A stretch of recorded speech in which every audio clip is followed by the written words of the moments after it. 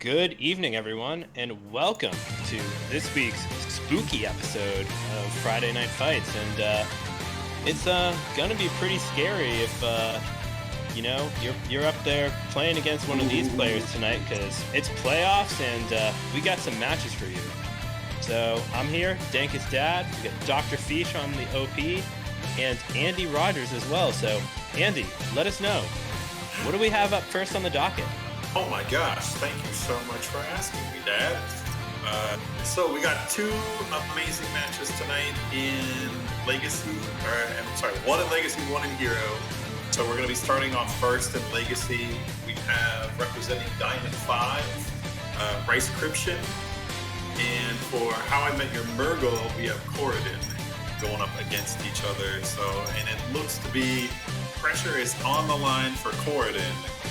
Because Diamond 5 up 2-0 in this series, 8-1 in the points, and a win for Rice Cryption means that they're moving on to the next round. So it's a lot of pressure, season on the line for Corridon. He needs to step up and deliver. So we're excited to see what he can do. Well, I'm more excited to see what Rice Cryption is going to do. I bet you would. I thought you would. Because you're saying there, I'm saying we're. As a member of the Diamond 5, it's an honor to cast one of my great teammates in the playoffs tonight. And, hopefully this can ice our championship appearance. We'll see.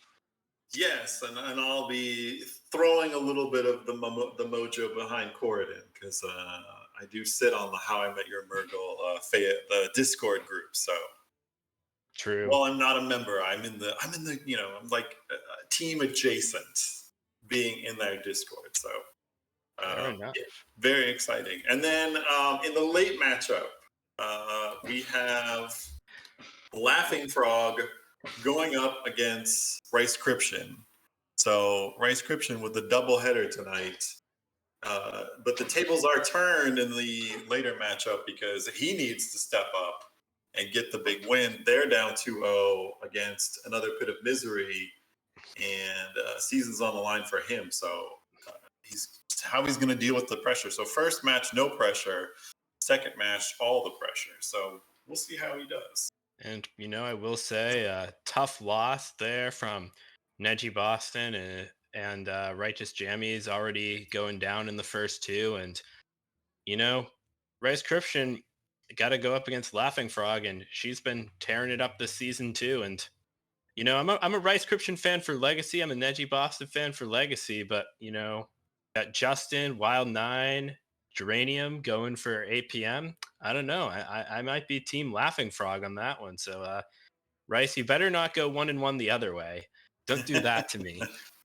Don't you dare. But let's check classes. So for this first matchup, Rice Cryption has Hunter, Paladin, Priest, and Rogue. And Corridon has the Mage, Priest, Shaman, and Warlock. So, Priest is common, but otherwise we've got complete diversity across the other three classes. So pretty What jumps varied. out to you at first in the lineups? So I've had a little bit of advanced knowledge of what Rice Cryption is bringing. So Mhm. what really jumps out to me, though, like, seeing his side of it, is that Corridon has Mage, Shaman, Warlock, and Priest into this Paladin. And I'm curious if Corridon's going to maybe try to go with a ban on Paladin, or if we might see some harder targets in the Shaman or Mage to swing that matchup. Priest Well, also. Oh, go I mean, ahead. Sorry. the Paladin, definitely for Rice Cryption, it is that Paladin that stands out. I think for me, a little bit just because it is a little bit one dimensional. The Mhm. main Paladin that we do see in the meta is that Jailer Paladin, and you can tech decks to beat that Jailer Paladin when it goes all in on the Jailer, especially in the Mage, Priest, and Shaman for sure. Warlock is a little bit harder to do, but it's still possible. But so that's probably the interesting one on the Rice Cryption side.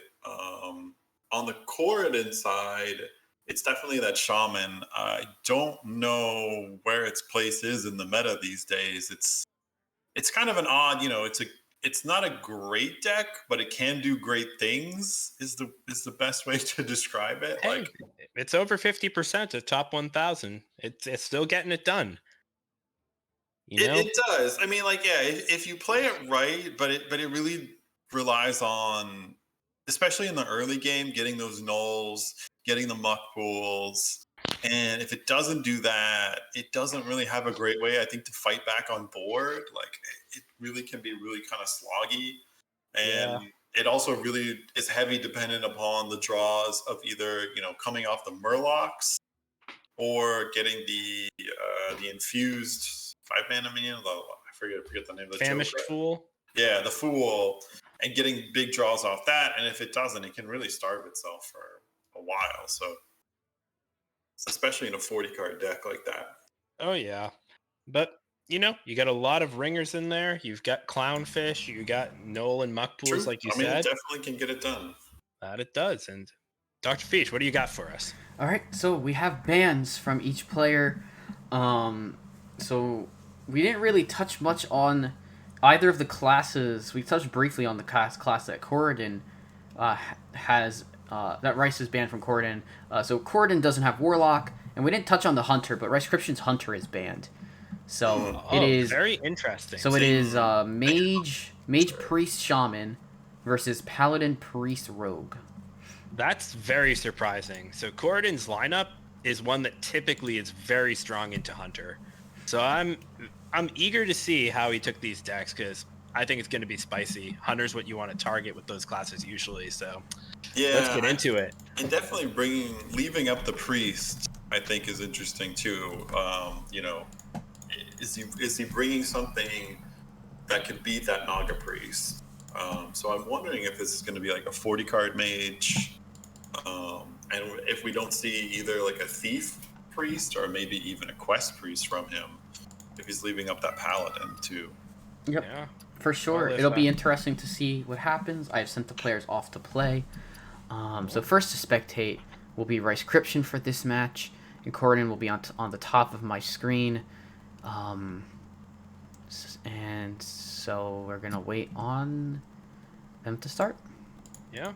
Well, if you think Rice-Scription has brought the Naga Priest, it's probably smart of him to ban the Warlock, because as we saw last week, Jiraxis Do Nothing Warlock is really strong into Naga Priest and kind of a meta tyrant Yeah, in these that's legacy playoffs right now. yeah. I used Curse Lock last week. It was pretty To beat effective. Naga Priest. Yeah. Oh no, Naga Priest is Well, much not better Imp against. Curse Lock, not Imp Curse Lock. Oh no, it doesn't matter. Like just straight curse lock. Well, you just cut the curses from straight Curse Lock. Oh, you're That talking deck's about like even Imp better. Lock.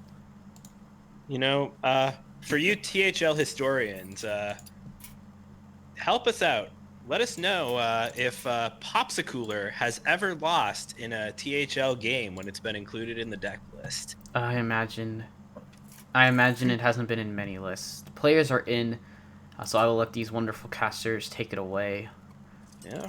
So we got it right now. Rice Cryption has brought the Demon Hunter, but it's No, not. so yeah, it should be the rogue. So he will know that this is the rogue for Rice Cryption. Yes. And it looks like both players have amazing opening hands. Very, very strong. Rice has pretty much everything you want except for Knoll. And Corridon has most of the good stuff too, but sends a bit back. Renathal sucks, unfortunately. Muck pools, though, can help. And here we go. Let's see how things shape up. Yeah, he does have the. So for Rice Cryption, he does have the reconnaissance. He can get the perjury, but he doesn't really have any of the big, no jackpots, no tricksters. We don't see. Yeah. On the other side, we do see both schoolings, the sleep breaker. So a good early opening for the shaman, but I don't. He's what is he gonna do though?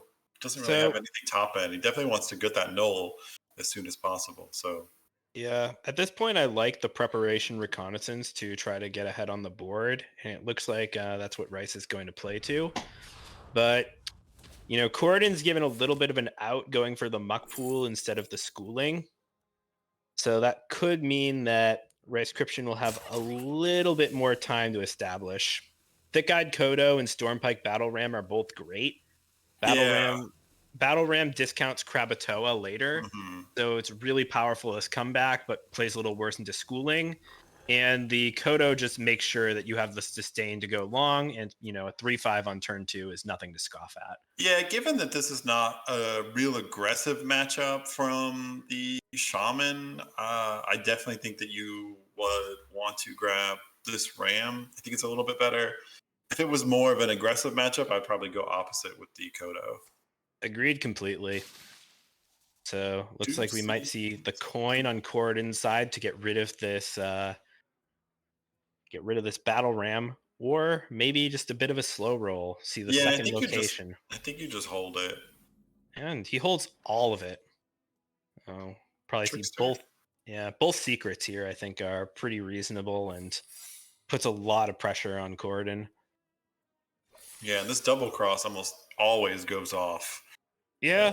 Especially in the early game. It's very rare that your opponent's going to try to play around it.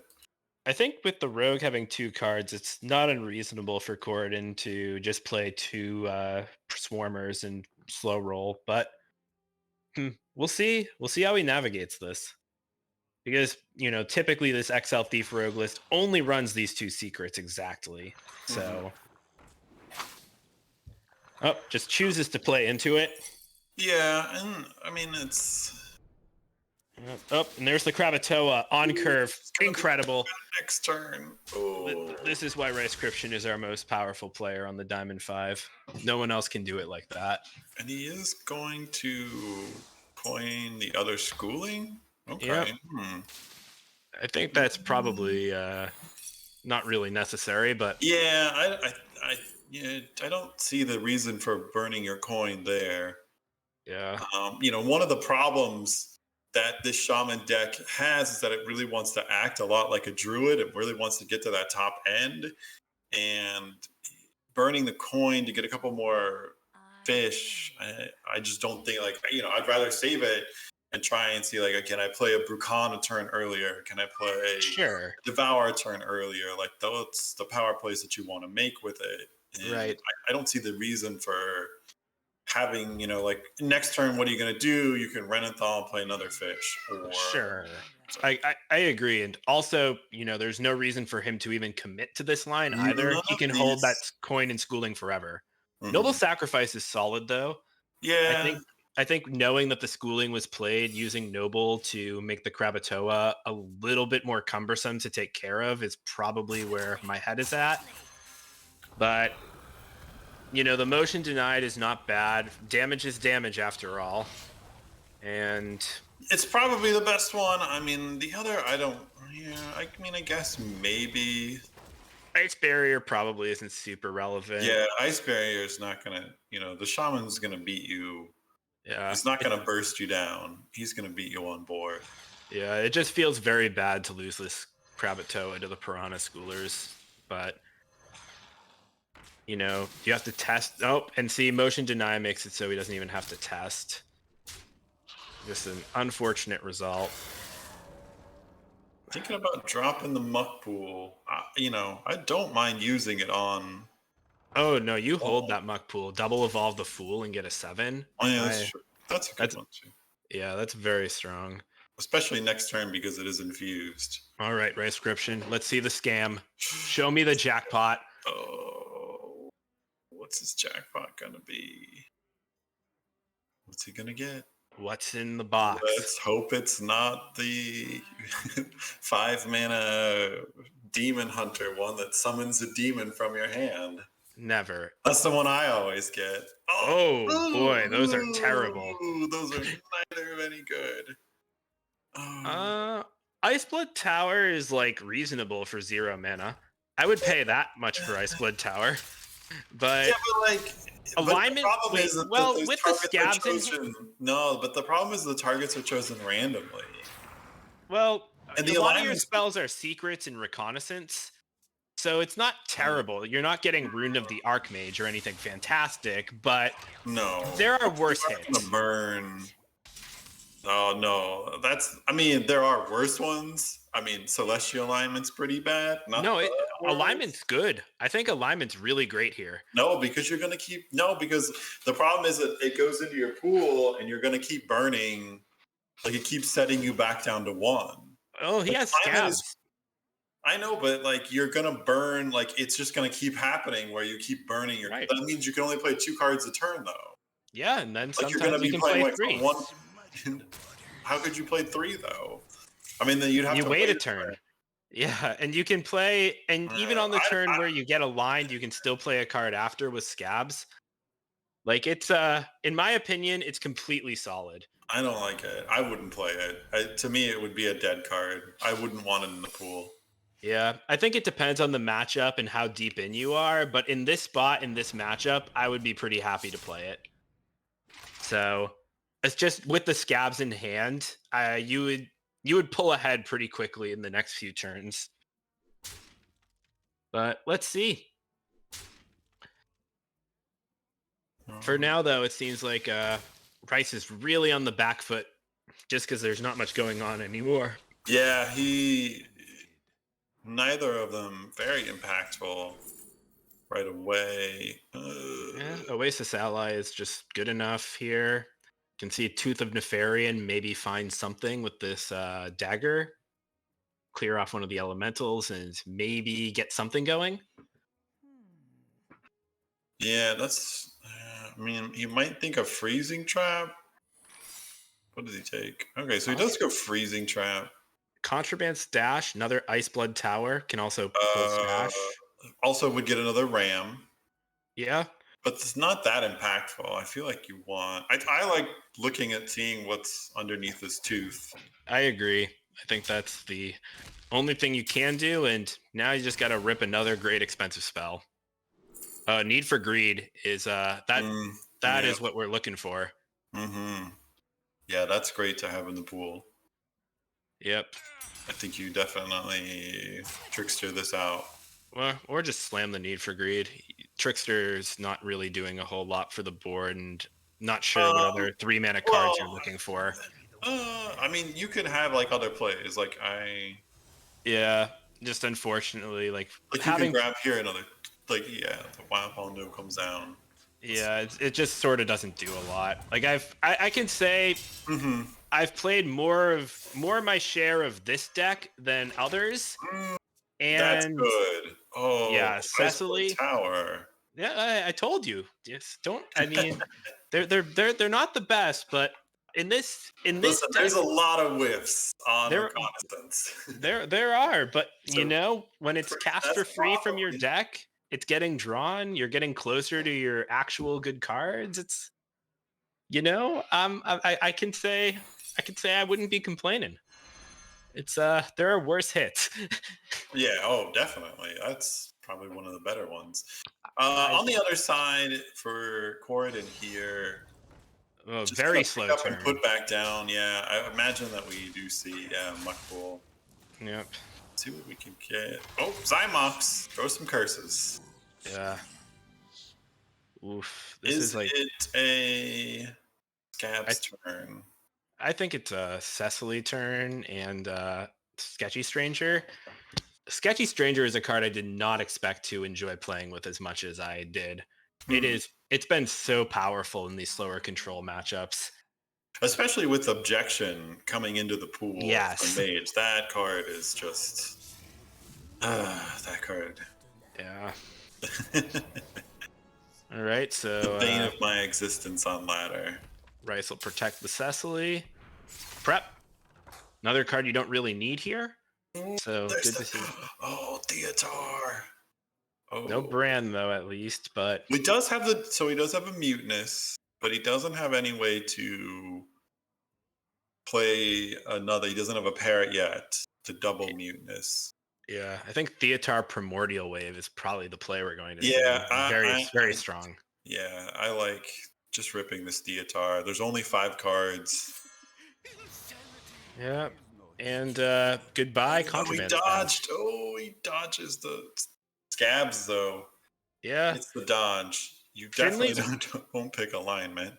Yeah, Finley's probably the best card there for Corridon to actually use, but taking away the Contraband stash is very powerful. And we do see the wave here. That doesn't help. Oh, man, that is not... Okay, well, he's gonna hit the Anaconda again, and that's even worse. All right, so the question here is, if you're by Scription, are you going to let this Cornelius Rome ride? Try and fatigue him out. It's insane, but is it insane enough to work? I like to, though, check in this jackpot, see what's in the box. He is also just debating ripping the Scabs, which wouldn't be bad either. Oh, wow. That's a great jackpot. Oh, Divine Toll and Springwater. I like setting up the secret here, so this is a good line if he goes with the Sketchy Stranger. Divine Toll, though, just rip it. It doesn't. Yeah, I mean, the only problem is it's not super impactful, the Divine Toll. Oh, emergency maneuvers. With a Mountain Bear in play, you'll love to see it. That's good. Send out that Amalgam. Any Rogue Beast? Life Drinker. That's damage. Not anymore, that I think. I think is Moccasin still in Standard? I'm trying to remember. There used to be ones. Yeah. Well, let's see. All right, so he does Oh, rip. Oh, rips two yeah. cards. Goldshire Knoll is finally here, though, and notably not without spending Sylvanas. There's no way for Corridon to proc this emergency maneuvers on something safer than Mountain Bear. And I doubt you play around it too. I mean, I imagine he's probably either convinced that it's another freezing trap Yep. or maybe even a frost trap. Yes. Or just was said, like I think earlier he had played the judgment. Yeah, motion denied. Denied, which would be very strong here. Another 6 Mm. damage is so big. And I did check. There are 3 rogue beasts. We got Krakatoa, Lone Shark, and Water Moccasin. Those are the ones. Whoop. Oh, that's rough. Unbearable for you Corridon fans out there. Just All right, well, let's see what this null hits. Gotta go quickly. Cool. that is the jailer. It That's does not have taunt. Well, I think this is the Scab's turn if there ever was one. But Yeah. there's no lethal here. Divine Toll, Light Drinker for later. Life Drinker Shadow Step, though, is actually pretty spicy. Oh, this is this is juicy. Yeah, you Thank can't you. get him very low. Right. Yeah, I think that is the scabs, and then I think you play the life drinker afterwards.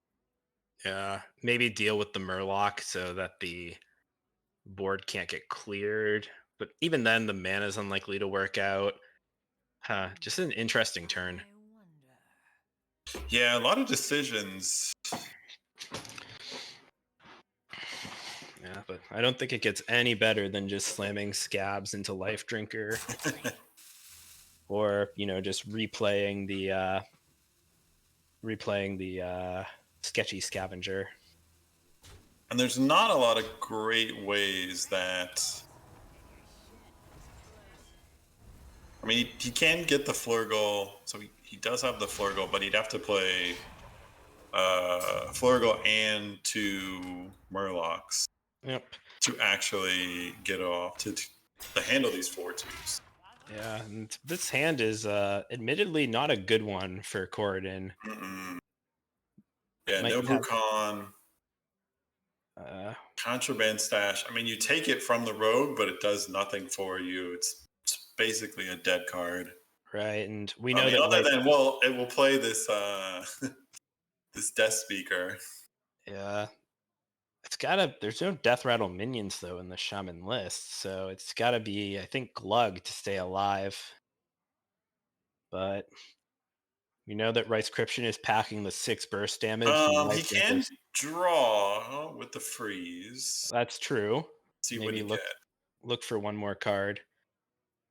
And there's no 3. There is, unless you really want Brucon. Yeah, if you get the Brucon, okay. Well, he's gonna. Oh, so he's gonna steal the taunt here. Yep. I mean, that's not bad. Yeah, you're definitely in a tough position. So yeah, this does get some healing. See what he grabs off the Sylvanas. Oh, it's even weaker. It's a downgrade. I think here is maybe a rip the toll situation. See what happens.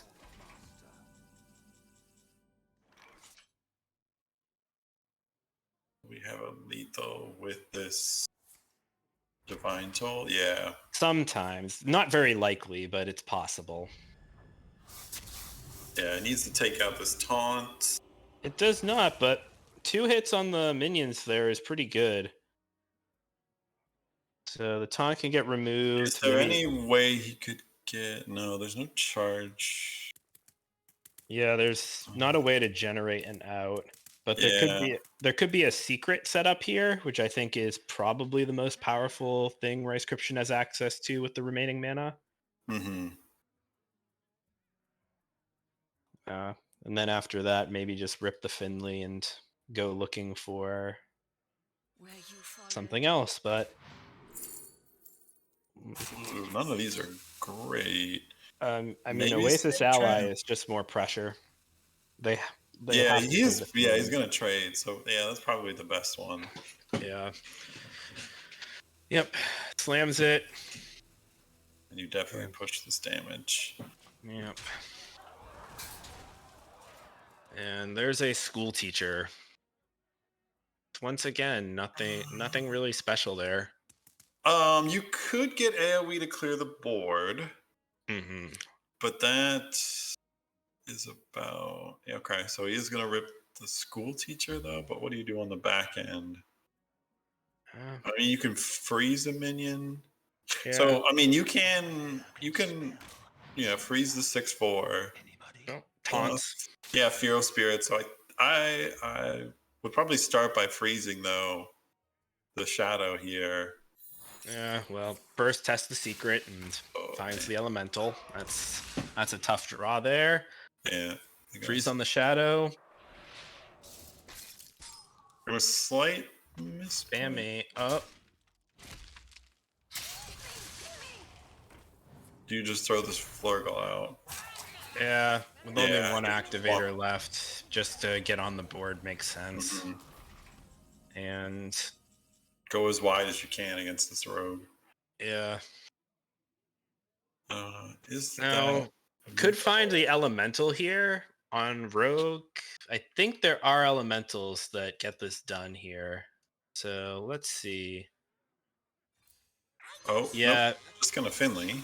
Yeah, I think looking for Ashen Elemental there might have been a bit too cute of a lethal, but I feel like that's where my head would have been at, admittedly. Mm-hmm. Especially with that Life Drinker in hand and Shadow Step, just needing the one more damage is... Kind of. Oh, you can't find the damage. Not bad cards. I guess maybe you trade the dagger, see if you can grab something else. Yeah. Dagger, you could go for Swift Scale Sprint. Yeah. Okay, so he's gonna try. I mean, you're really not in any kind of immediate danger either. Like if you don't find lethal this turn, Yeah. you're not in a lot of danger. Your opponent doesn't have huge turns. You're gonna throw back the glug. Yeah. I don't like sending those minions there, especially when serrated Bone Spike and yeah, see, that's just a little bit of a misplay. I think he was just too excited. This is a great spammy Arcanist board, though. Yeah, a lot. It's set up. That's a clear. And back 7, however, this could be the swing that Corridon needed. Denathrius, though, is a pretty mean crackback.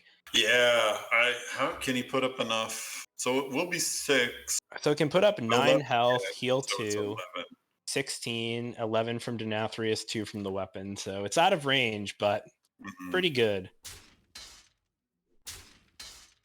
And, maybe this draw 2 will matter. Yeah, I imagine you follow this up with the Fool. Because... Nope.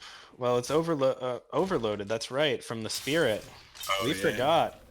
So it's enough. That's lethal. Yeah. I hope you're counting, Rice. And he sees it. Kind of hard to miss that one, but... All right, well, he'll take game number 1. And again, I just, the Control Shaman just, never really got a foothold. The Rogue got ahead, stayed ahead, and, the Shaman just kind of, it had cards, it just kind of always, I don't know, I just always think that it has difficulty finding its way to the victory sometimes. Yeah. Well, in between games, I've got a question from the Twitch chat. From Molestar Games, I was asked what my stance on Marvel Snap is. And I can say I've played a good bit of Marvel Snap in the beta. I've played a reasonable bit of it now, and it's pretty fun, but getting cards is such a pain and so slow. And honestly, I'm looking forward to playing the game some more later when there are more interesting card designs. But, well, speaking of uninteresting, we have a Quest Priest mirror. God.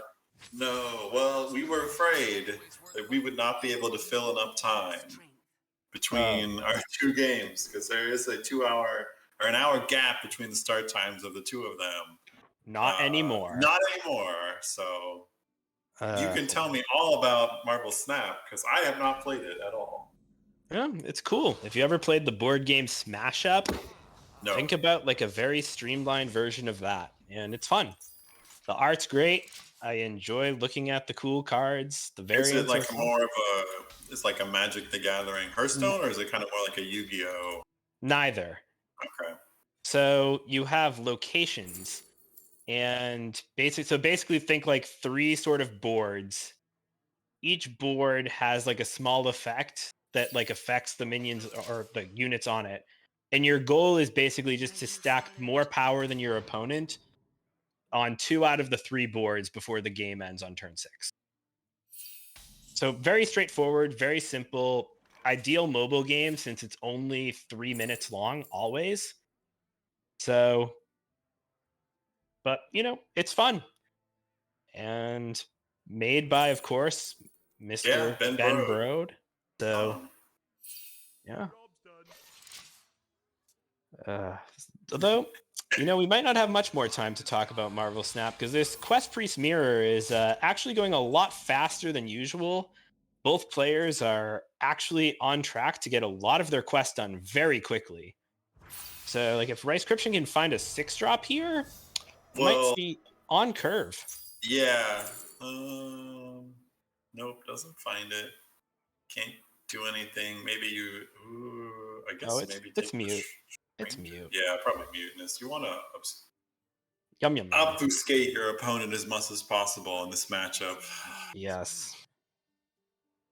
Get your mutinous down. Play some Whirlpool. Yep, and going fishing. On the other side, uh, Corridon really needs to find a 4. Okay, he does find it. Yeah, I Yeah, think makes sense.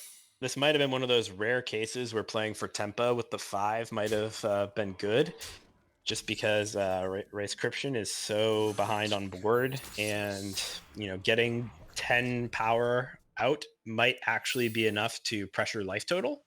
Mm, no, probably not. But for now, see the silence. A little slick clear there, denying Racecryption some cards.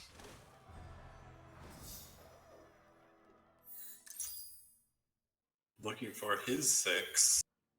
Finds his 7. Doesn't have an 8, but or he does have another. Well, he had his muteness already. Yeah. On the other side, Rescription does need to find his 6.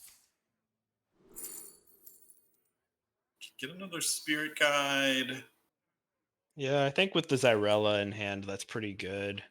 Light It Burns can take some pressure off the board, but that's not super important. I mean, Desperate yeah, Force or the you Whirlpool. your life totals in this matchup are pretty much not even important. Like, there's no way one person's going to put somebody to 0.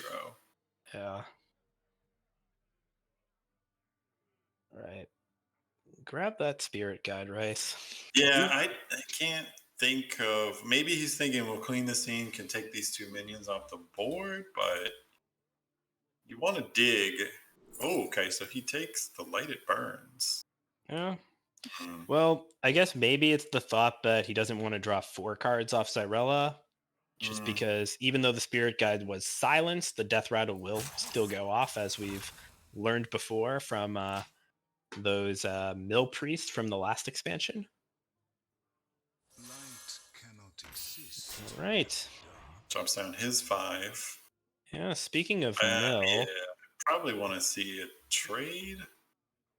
Yeah, Yeah. well, even the trade doesn't Well, quite or do it. yeah, I think you just burn it. Yeah, I think you just have to burn this Maybe silence. using a light that burns on the Renathal is probably the play here, or even on the 5/5 is a little better. Yeah, I guess. I mean, yeah, I guess I'm just trying to think. Yeah, I Silence think is probably better. I mean, you're trying to think like, are you going to need the light that burns to deal with the big minion? So yeah, maybe you might need it on the quest completion 7/7, Yeah.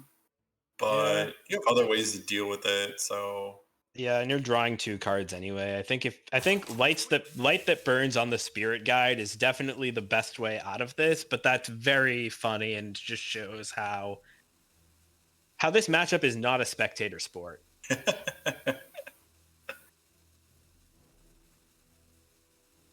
Yep. Elects to use it on the sketchy stranger, okay, yeah, preserve that's preserve the board pressure, but might be behemoth time, perhaps. well.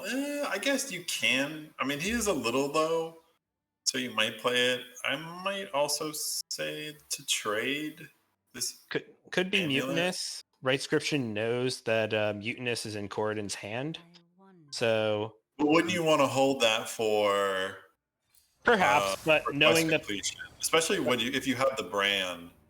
I think yeah, I would like holding it because with the brand, then you can eat their quest and that. yeah, And he also does have the Finley to throw his back in the deck if he wants to try and go that route. If he's worried about it getting mutinous. yeah, Oh my God! God help us if they both mutinous their quest completion. We will be in so much pain. yeah. I think then I would have Does to. find the 6. Does find okay. So he does get the light bomb for the 6. Uh, I like it. I guess the debate is whether you trade into this 1/4.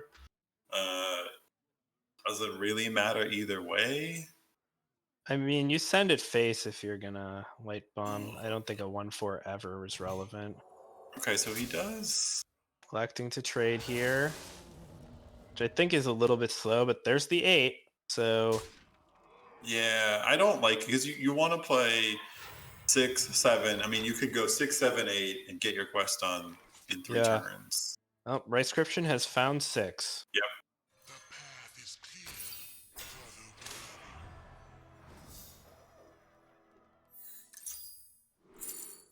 Probably will grab his shard here, maybe, just to have some more acceleration toward drawing the quest reward. Mhm. But I expect to see, following this, the cycle of trade of Amulet of Undying and the light it burns to just spend out the rest of the mana. I wonder if he's debating on taking the shard to try and silence the spirit guide, but that Yeah, might be the other thing because you already have one spirit guide. true. Could just go for the silence instead. You can also get it and trade it Yeah, and just get a better card, which yeah, that's what he does. And he yeah, just takes the other spirit guide. So yeah. debating a Finley? Okay. I kind of liked your idea of the silence. I think that might have been a little bit stronger there, but Mm-hmm. we'll see. See what comes down now. Light bomb. Finish his 6. He is going to be at 10 cards. And so Probably is a he's going to have to burn the coin.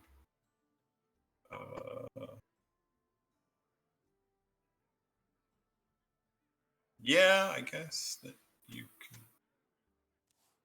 So he does take Hero Tyrella. He's going to have to burn the coin here, though. Yeah. Well, Okay. Identity Oh, theft doesn't wait. solve the problem. He's Yeah, still gonna no. mill unless he finds desperate prayer. That, I also don't like. I also don't like that because you can, if your opponent completes the quest and throws it into his deck, you can use that identity theft to look for it. Right. Yeah, I feel like this is the time to play Zyrella, probably. Oh, he's gonna I have to don't like rip this. Mutinous here at all. Well, yeah, he's gonna rip it. It's very So iffy. eats a spirit guide. No, what did it eat? Got the Behemoth. it got the behemoth. So that's actually a pretty good eat, Ooh, because now it yeah. forces Corden to use his Mutinous to get the next step of the quest. Mm-hmm. So That was a Corden can. pretty good. Yeah, I don't It know. also means that both of these guys are going to get these quests into their deck, unless somebody draws a Theatar. in the next turn or so. Oh, well, there you go. There you go. Darn you. Now, what's interesting here is that if Corridon does not go mutinous, then the Whirlpool could end the game on the spot. Yeah, that's true. Oh, I wonder. Well, He does it, Prescription though. does not have that option now because it does finish. So Yep.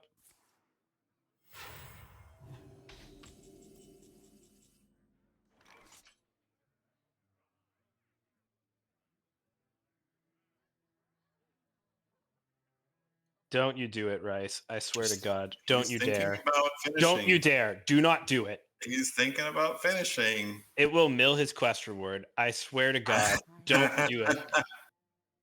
Listen, that might be what we need. Hey, it happens. Listen, he's not the hero that we asked for. He's the hero that we get.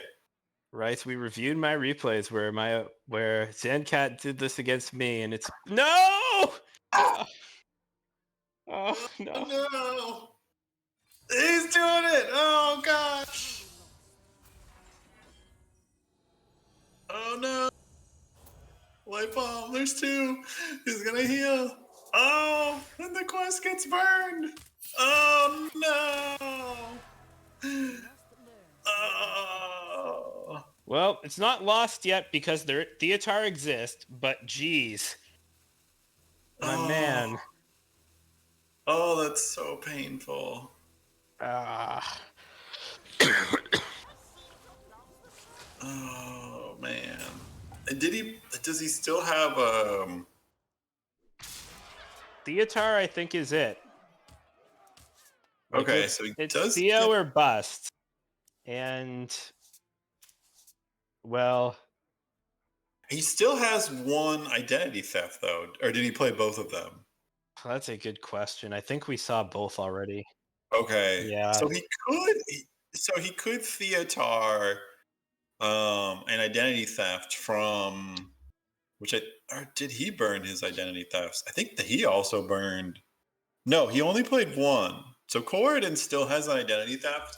So if he gets that, he could still get the quest. I mean, he could still get the quest completion with his Theotar. I wonder if you are big brain on Corridon, then you basically, once you complete this quest, I mean, I wonder if he should Finley here.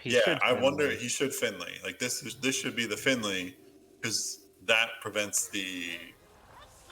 Well, and you've seen both identity thefts, so you know that he can't identity theft it from you. At least I can cope and say that Rice is ahead in fatigue, and maybe, just maybe, he can get there because that Tyrell is near the bottom. So, and Rice does have this big hero power, so maybe there's a chance that he can just stick around long enough to make this a game. Hmm. He's my teammate. I'm coping, Probably okay? not. Unfortunately, the priest has this card. It's 8 mana. It's called Whirlpool, and it just destroys everything. So as big as your shit gets, like they just destroy it for you. True. And also the Firewatch post does not affect the quest completion. Right. You can't go above 10 mana on something. He is going to draw. And I imagine, you just put start minions getting on the them. board and start shooting.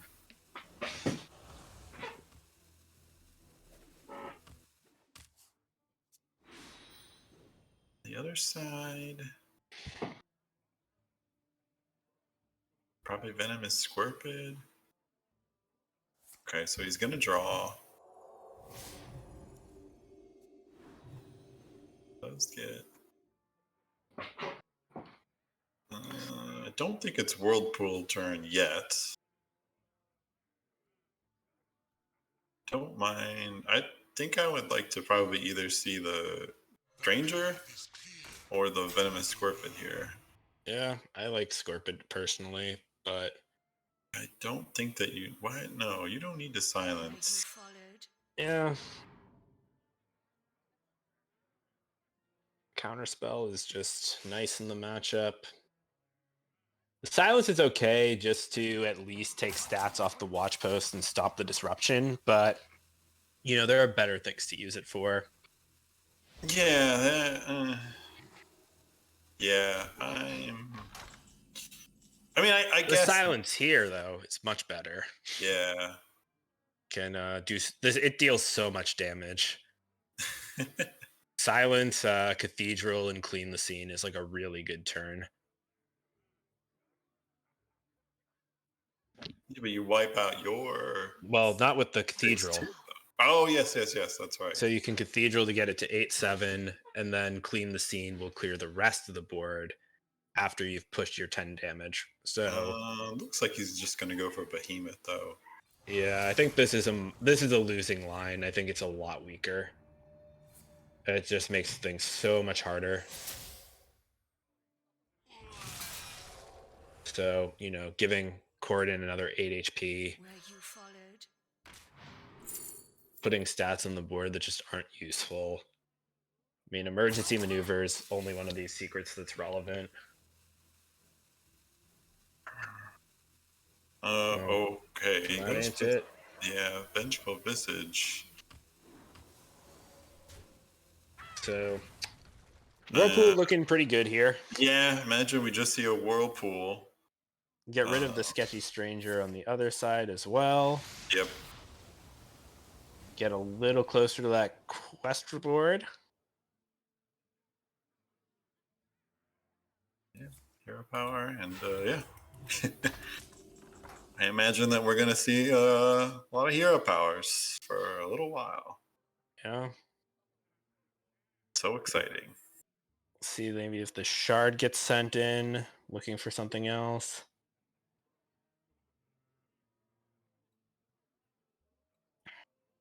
Guide my hand. At the very least, I guess the debate now is if you're Rice-Scription, when do you look to throw the Theotar in?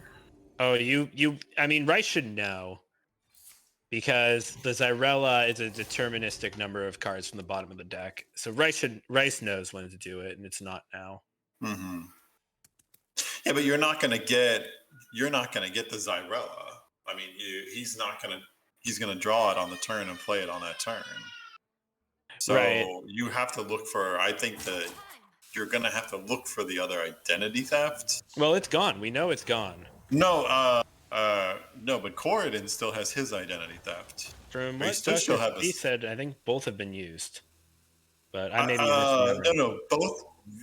Yeah, Rice Rice both. has Corden used still both of has his. one. Okay. Corridon still has. True. All right, we'll see. That's true. How do you get to 40 cards though? Yeah, just like the ruin. I think I like. Okay, I'm just gonna. Don't. Guess you'll play that in with the condemn. Yeah. Counter spell. Okay.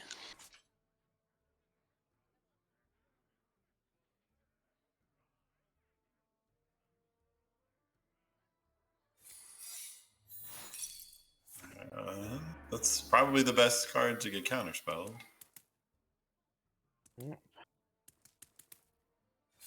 Okay, well, he's gonna.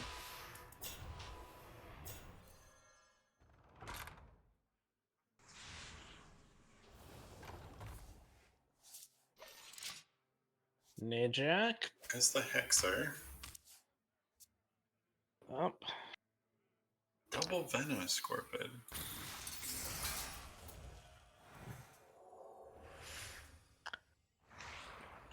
The Spirit Guide.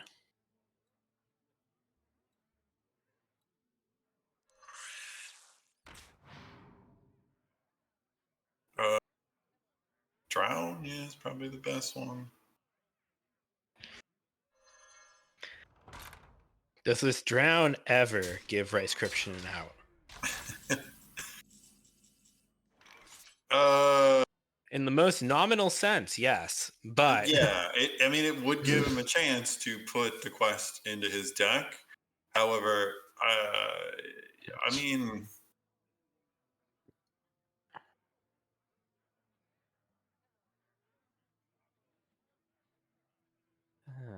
right.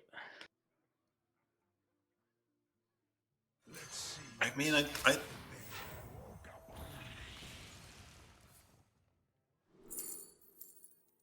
Corridon may have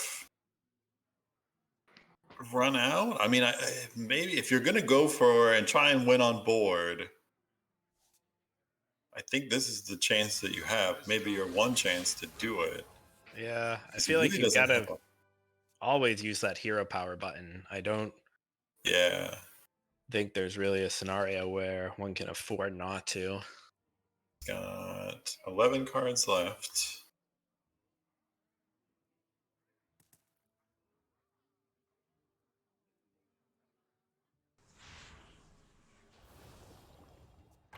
Right. And with these cathedrals too, Corridon can further accelerate things by, drawing cards for 0 mana. Hopefully he knows when the Zyrella is coming. Let's hope so. And there's the identity theft. Okay, so there is his identity theft. So he doesn't play it. Come on, Rice. Just go for it. Don't think. Just rip the Theatar. Yeah, I wonder if Do it. Do it. just- Brand Theatar? It's time. It's time. I believe. Heart of the cards. looks like he's going for it. Looks like he's going for it. Yeah, this is his shot. Hit. Oh, he got it Insta. first. Doesn't Oh, even you think. got it. Yeah. Oh. So the Did Queen Corridon give him a chance? And then you take the drown too. Yeah, I would think so. Yeah, because if you leave the drown, he can drown your Theatar Yeah. and try and take it back even.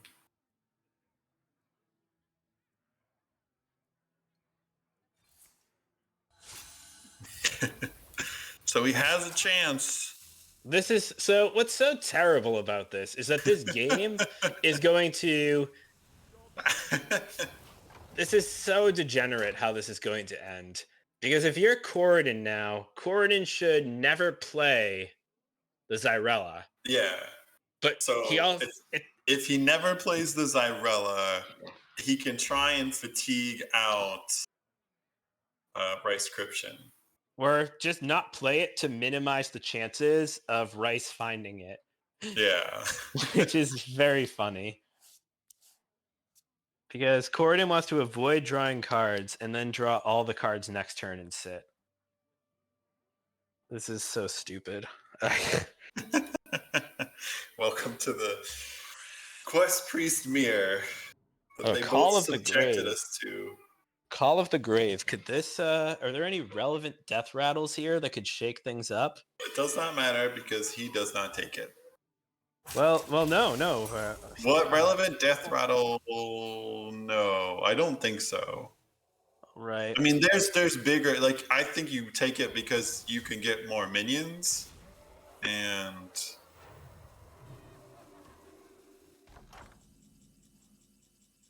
so the problem. Okay, so he can't. So if you're Corridon, you. Oh no! Wait, because you can't. Oh no! so- Don't no Rice. Rice. Oh. Well, Rice. Just rip the whirlpool here, Rice. Come on. so if you are Corridon, Guide my hand. I mean, you could. I'm trying to think. I mean, I guess with the identity theft.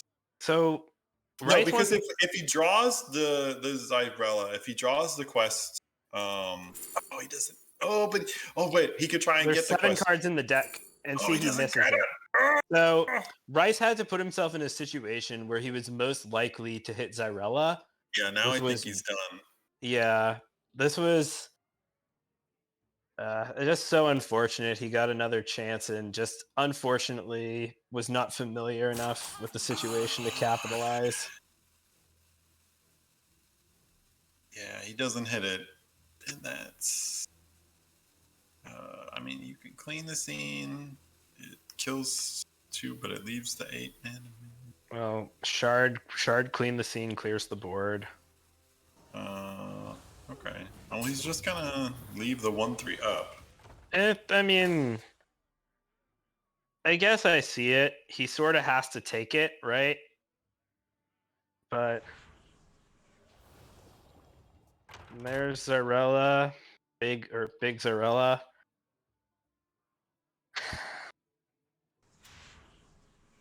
There's a shard. So it is going to be the last card. It's going to be the bottom card then. Yep. And there's no way for him to steal it. Yeah, if you're a Inscription, I think that you can't. Yeah, you have no way of winning from this position. The only way that I can even think of is if Rice drowns the Scorpid and somehow is able to get to No. So okay, wait. He needs to drown the Scorpid. Yep. Yeah, so he needs to drown the Scorpid, draw the Scorpid, and get identity theft. Get an identity theft, and then play it and win before. It's yeah, I don't think he's gonna spot that though. I mean, you have nothing but time with this quest. Oh, but he's gonna kill it. Don't you dare delete your last out shot. That's your one last chance. One opportunity. Yeah. He's gonna let it slip. You hate to see it. So Rice will just wait for the inevitable end. Theatar. He could have got the Theatar too. That might have made something happen, but wait. Corridon is. Oh wait! If he plays the Theatar, he can drown the Theatar. We are reaching new levels of cope. But does that give him? But does that do anything for him though? I mean, he can take back this drown. What? So he'll take the drown and give. Desperate Prayer. Yeah, I mean that card is does nothing. Truly useless. So I would give that away. Like he's looking at giving him the clean the scene. Okay, gives him the clean the scene. Okay. Amulet, probably Whirlpool, doesn't matter. Those are all irrelevant. So he can now. Gives him the minion. Okay. Yeah. Unless Rice has something very spicy as one of the top 2 cards left. Oh, so he got the drown back. Okay, so he did snap pick it. So he did, yeah. Okay, so that's the win condition then gone. Yeah. Yeah, unless he has, yeah. All right, and Rice gives it and up. Mercifully, it is over. Yeah. Oh, your brain hurts on that one. And hey, guess what? It's 9:00, and we are just like that, right on time to go seamlessly into our next match. And poor Rice Inscription will not get a break. So, all right, looks like we are rolling into game 3. The Rogue through for Rice Inscription, and the Priest through for Corridon. But you know what this means, right? We get to see Quest Priest again. We do, and unfortunately, on the other side, we do know that Corridon is bringing a Control Shaman, which can be a just as painful matchup. At least that one I don't think is quite as bad. It's not. The Shaman has way, like if the Shaman gets the right draw and can get the Siren Denathrius, they can just kill him straight up with the Denathrius, but... Well, we just go to the Paladin, so it is the Paladin versus Shaman. Yes. We'll see how this one goes. I know that Rice Inscription on his side does have the control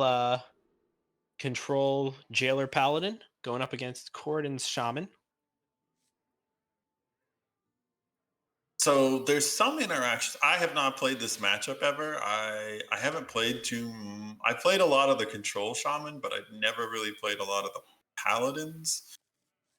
So I'm trying to think after Jailer comes down, Wave, of course, works. Well, not in the way you'd Not- hope.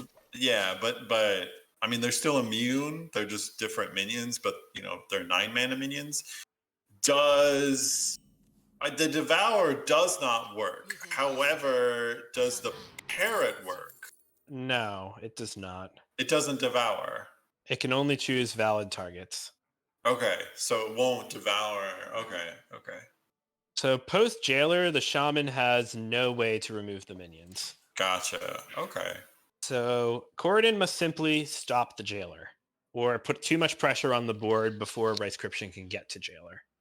Yes. Or, yeah, I mean, probably the best strategy is to try and go for like a Mutinous and Macaw turn, following it up, and try and eat everything in his. Right, exactly. A Bunker Sergeant. Yep, popular tech card now in this list to try to fight back against aggro. It plays very well into Fiendish Circle. You can pair. It's another equality combo. Turned out to be pretty solid. Well, it's interesting though that he brings it, knowing that he banned the Warlock, though. Yeah. So there's the Null. Thankfully for Rice Cryption, there does not appear to be a location on hand. So. And you definitely just throw out this Carriel. Yep. Not much of a discount, but. Yeah, I mean, you get this. Get a 5/4 on board, remove the Null, and play the secret if you want. Chooses to hold it back a little longer.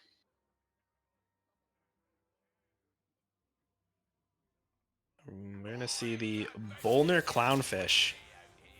Very strong turn coming here the other way. I think Corridon might win from this position. Oh, he holds it. Oh no, Corridon just choked. That's unfortunate. Yeah, if he plays the other Amalgam, then he gets the Ravager. Then he plays the Ravager. He could draw them. He can play another Ravager. Yeah, could find another Clownfish even. He could have played a whole hand and made an entire board, but chose to play around equality and hold back. We know that Rice Cryption has the spammy, so he could have cleaned it up, but... Yeah, but... Yeah, no. Got to see the 3/3 savior here.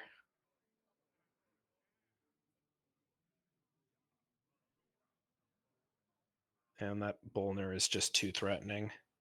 Yeah, you can't leave that up. I mean, you don't really... I mean, you win by controlling the board. You're not going to burst him down as the Paladin. So you definitely have to trade. I guess the debate is whether you throw the Dredge. It's the Dredge every time. Night. Yeah. Putting 3/3 on a minion is so absurdly strong. Oh, Leviathan, it's gotta be, yeah.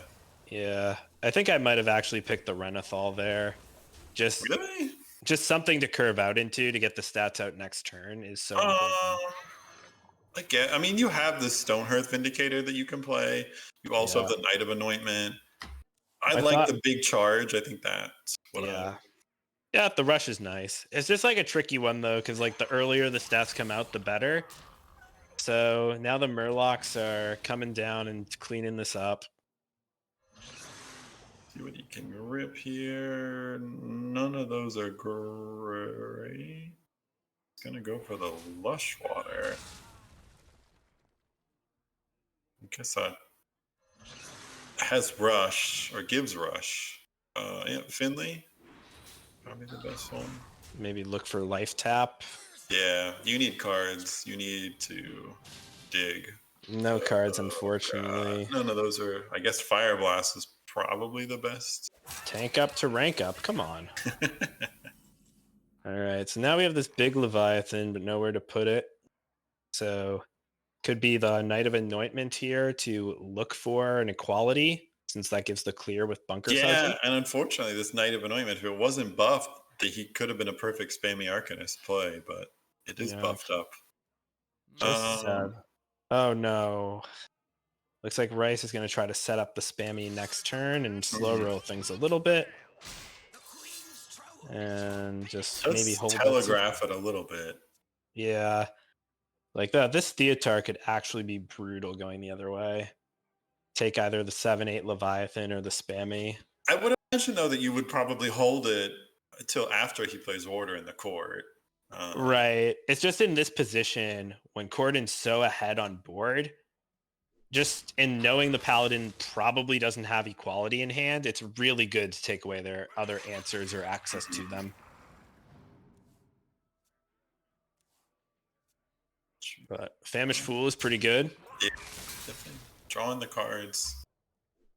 Juicing this Denathrius. So we do see the Denathrius and Macaw combo is there. He's actually got double Macaw and the Bran.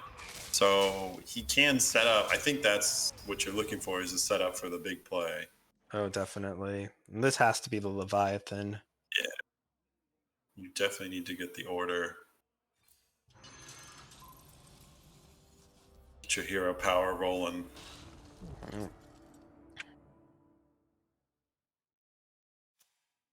Gonna draw first. Yep, which I think is always right in this situation. See what his top deck is. It's going to be School Teacher, it looks like. Oh, Mutinous is a big one here. That's another good win con for Corridon. Could set up Mutinous and then go Brand Macaw post order if he wants to hold Battle Cries. Yeah, the only problem is then you lose your Denathrius turn. And normally I would, like if I didn't have Sire Denathrius, I would probably look to do that move with the Macaws. But because you have Denathrius, I think that you just sit. Yeah, I think you just sit because you can just go. I mean, it's at 15 already. It's probably going to be up to at least 20. Yeah. And I like this, though. Yeah, I like this right here for sure. I think just using one element to disrupt the Paladin's answers is very nice. Probably take Spammy. Send. Oh. Those are all too good. Yeah, I think it's got to be the. Oh, that's. I don't know. I mean, Macaw and Bran are kind of similar, but different in a way that matters. So. It's rough. We'll see. We'll see this punish. Okay, interesting. Okay, so he pre-trades to set up for the Spammy next turn. Yep. We'll see if this is the order. No such luck. Go looking again, maybe.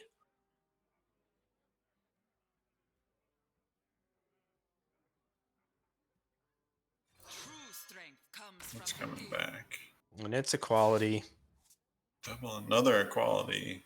Maybe you could have gone Knight of the Anointment first to try to increase the odds, but unfortunate.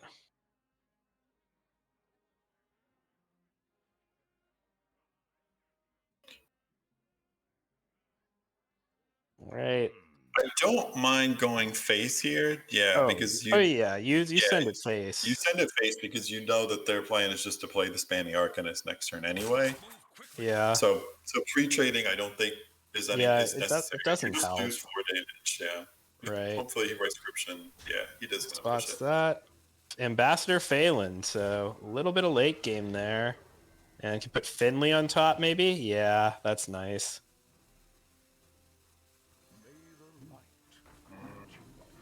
There's Righteous Defense.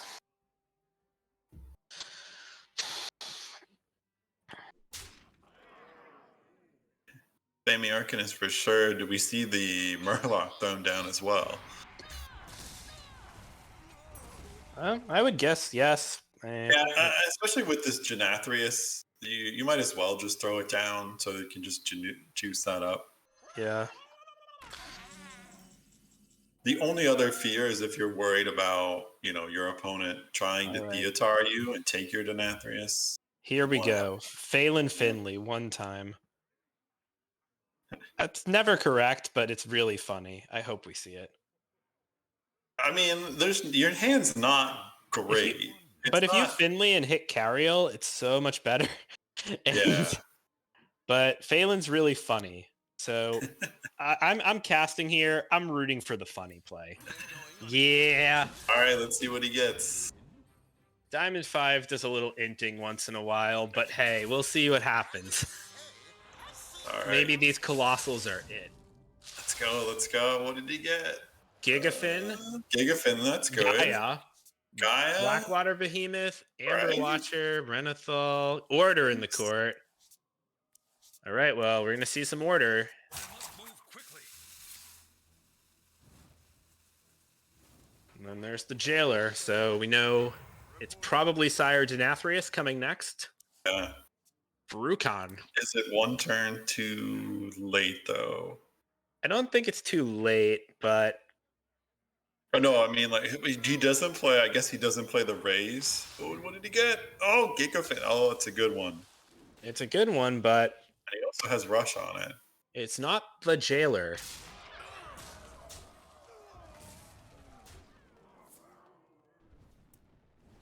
And I'm more than certain that we see Denathrius come down next turn. Yes. Does he play? So the question is for Ricescription, does he play? I guess he doesn't play the Light Rays. Well, it's got to be the Gaia here. I think that's the only play that really makes sense. Yeah. Oh, for sure. Oh, in the yeah. deck. In the deck, I'm trying to think. What is his next draw? Is it? Does he? If he plays Light Rays, then it's going to be the Light Rays. But if he doesn't, then he will get Carriol, which might save him. Yeah. Well. Okay. So far, though, there still is some health on the board. Denathrius is at 20, and there's enough. So this isn't lethal yet, but with the Bran, it's almost certain death. Yeah, I wonder if you even trade in here.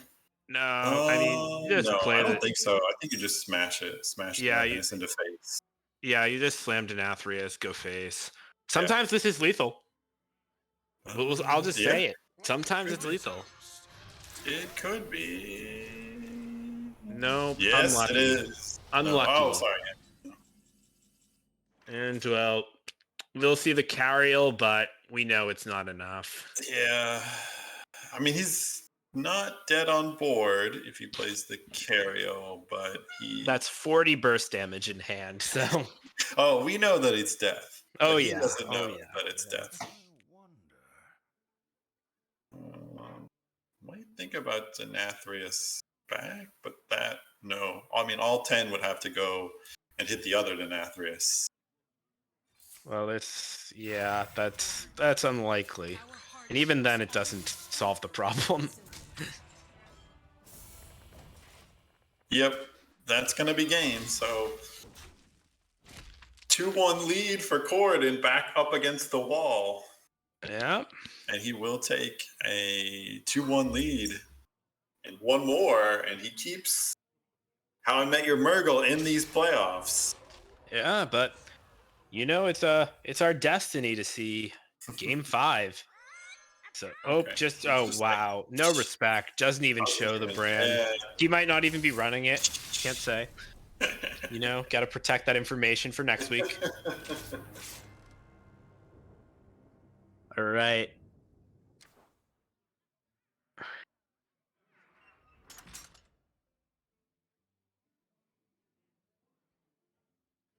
So on Corridon's side, he just has the mage left. We haven't seen it yet. I don't think so. No, we didn't see his mage yet. No. So we don't know if it's 40 card, if it's 30 card, if it's big spell mage. If he's bringing... I imagine that it's probably going to be 40 card XL mage, just because... yeah, against Paladin. I think that does better against Paladin. It certainly does much better against Paladin than the 30 card version. Yeah. Oh, no, it is big spell mage. And that's a Belinda. Belinda! Well, if Corridon's the 40 big spell mage too, he is with Renathal. Yeah. I really hate to see it. I think that Belinda is about 70% favored, and you have a 70% mull win rate if Belinda's in your opening hand against any given deck if you're 40 mage with it. So, gonna be an uphill battle for Ricescription, but maybe these equalities can come in a timely fashion. We'll see. Yeah. There's also a Theotar chance he can steal this Belinda. Yeah, but for now, can't give up hope. Can't give up hope. With every step, the light guides you. Yeah, Vitality Uh, Surge, not bad. Blessing of Kings, not bad either. yeah, I guess he goes. I might have thought about kings, but of Yeah. course he doesn't know. I mean, he doesn't know yet. This probably will.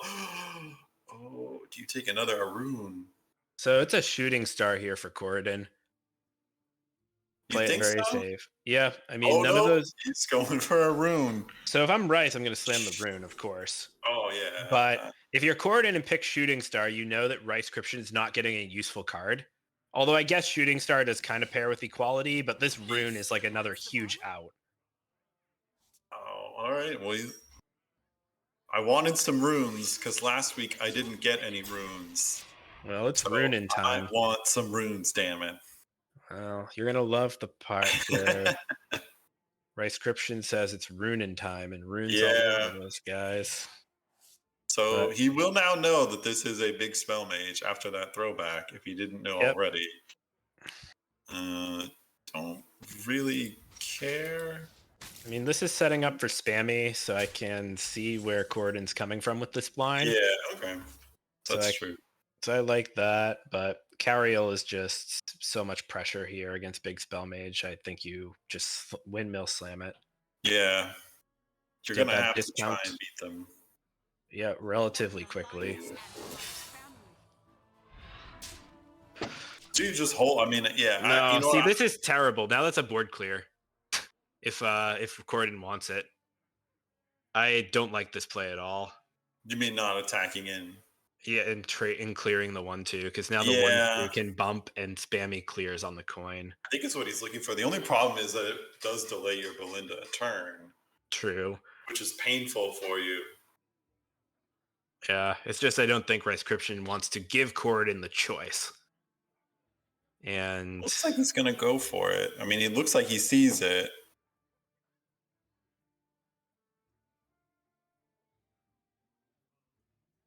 Yeah, it is painful to not Belinda on.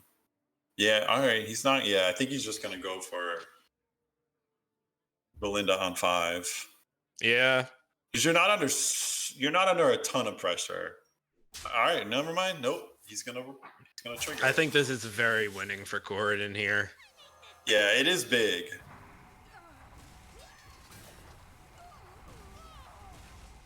So much clear. And now those discounts don't happen either. Like that was such a huge mistake for Rice Cryption, but we'll see if he can come back from it. Another Vitality Surge could represent some healing. Judgment of Justice can be very good against these huge dragons. Yeah, he does have a righteous defense too. So yeah, Conviction also can be good post Jailer, but I'm not. I wouldn't rip the Conviction. Yeah, especially considering that you haven't even played Order in the Court yet. Yep, it goes with another Vitality Surge. Reasonable choice.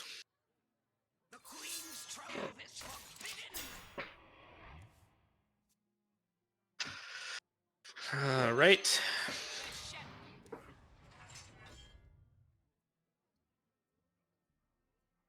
Do you see the trade?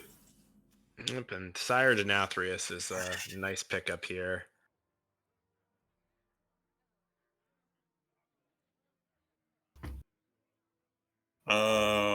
Yeah, I probably like throwing out this Knight of Anointment. Agreed. Start find an equality or another righteous defense. I don't like this. I don't like giving some free face damage, but works out. Finds a good top deck at least. He's gonna go Bannerman, so I guess yeah, you can go Bannerman into the Knight of Anointment. Yeah.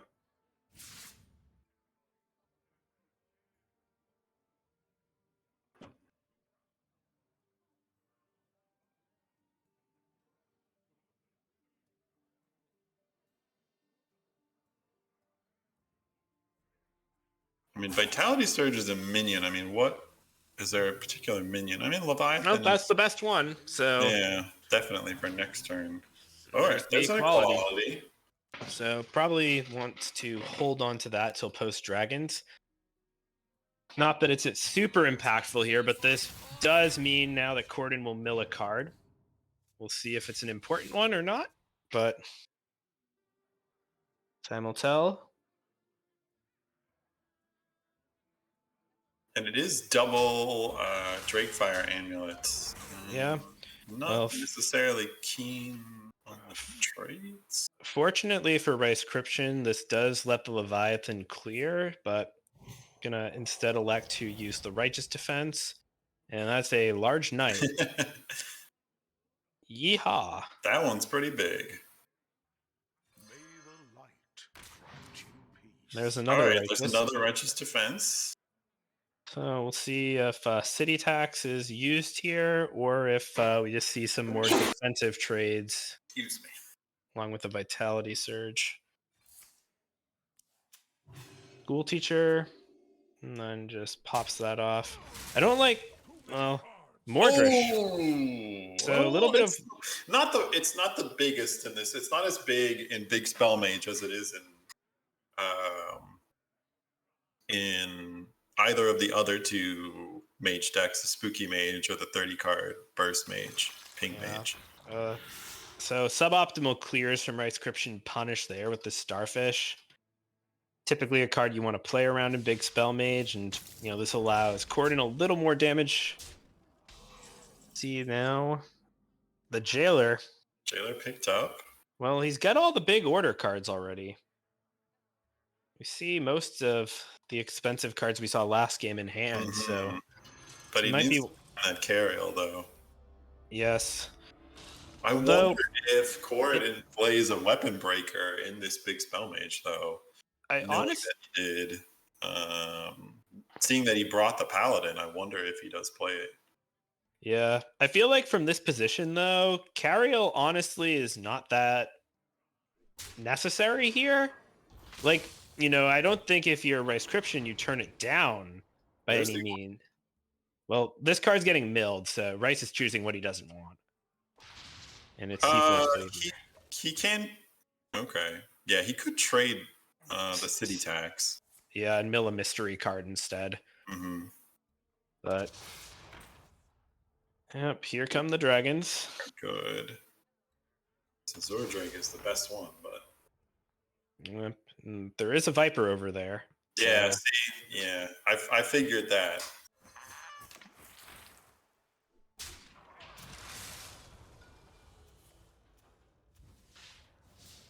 My hand is full. So we see Seafloor Savior go.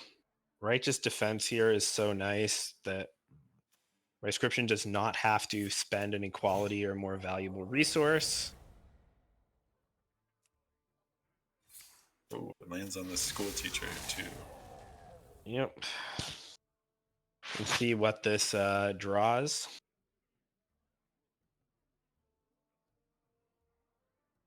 Ooh, but this Sylvanas for Corridon though. If he drops this School Teacher, well, if Sylvanas takes School Teacher, I don't think you can be all that upset. I feel like Corridon would probably play another Drakefire instead. True strength comes from within. But it got the buff though. So it's 15-15 if you're. Yeah. Yeah, imagine that we just see another Drakefire here. Could also see Sorcerer's Throne too. Barbaric is really strong in this matchup, so that's probably something to expect next turn. The only issue is that you do know that he has a 9 mana of the Archmage. I think Corden might have wanted the raid boss there to have the immune once the whelps come out, but might not know that interaction.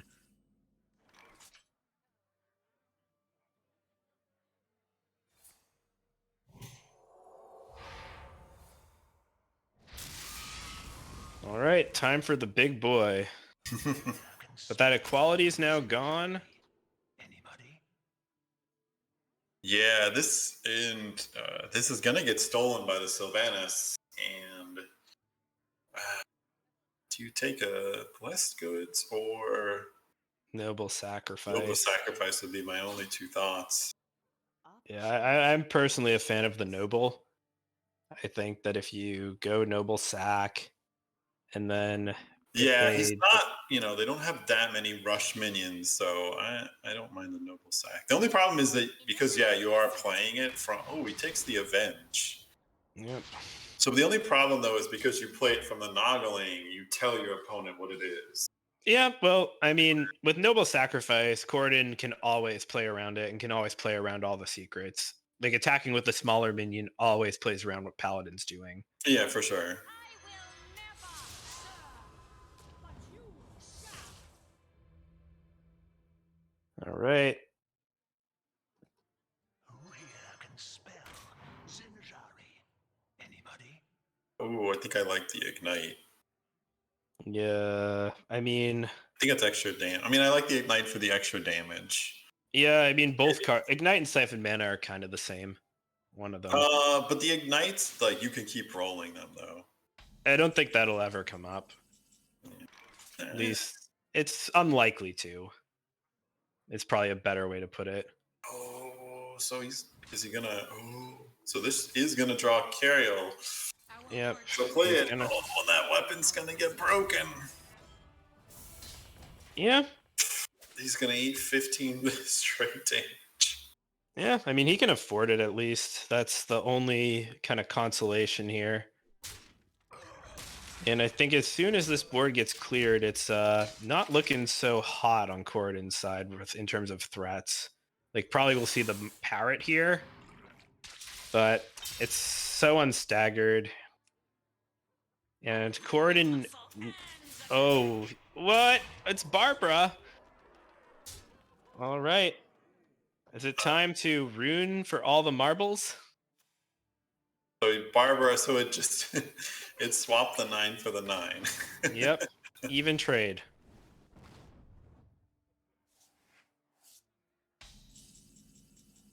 All right, it's runing time. I can't see any other way. Oh, he's looking at Denathris, but that's not really gonna save you. Yep. Here we go. What's in the box? Okay, some freeze. On to the big one. Easy game. Okay, Easy another game. Easy game. freeze. Easy game. Easy Oh. game. For 2, 2 for 2.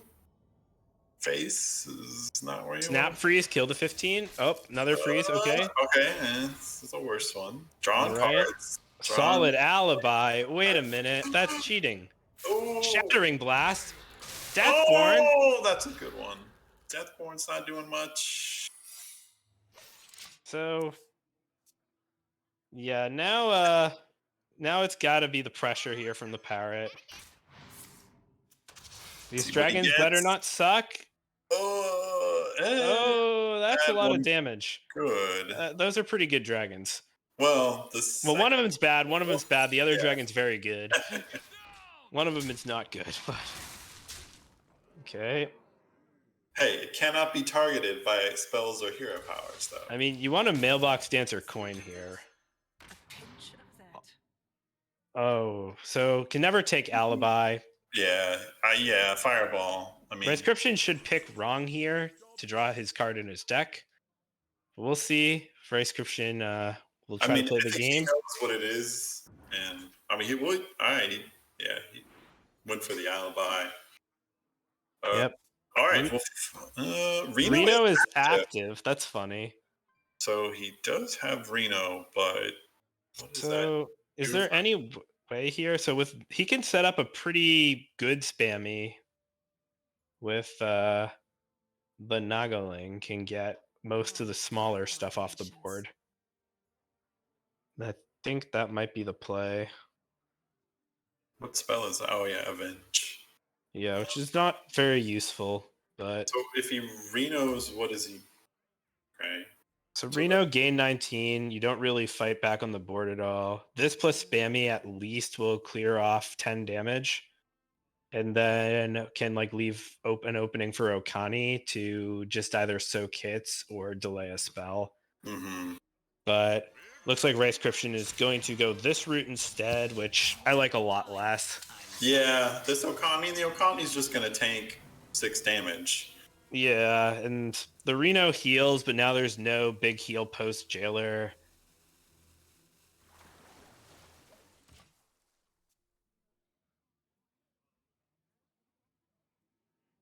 And he did take minion, I believe.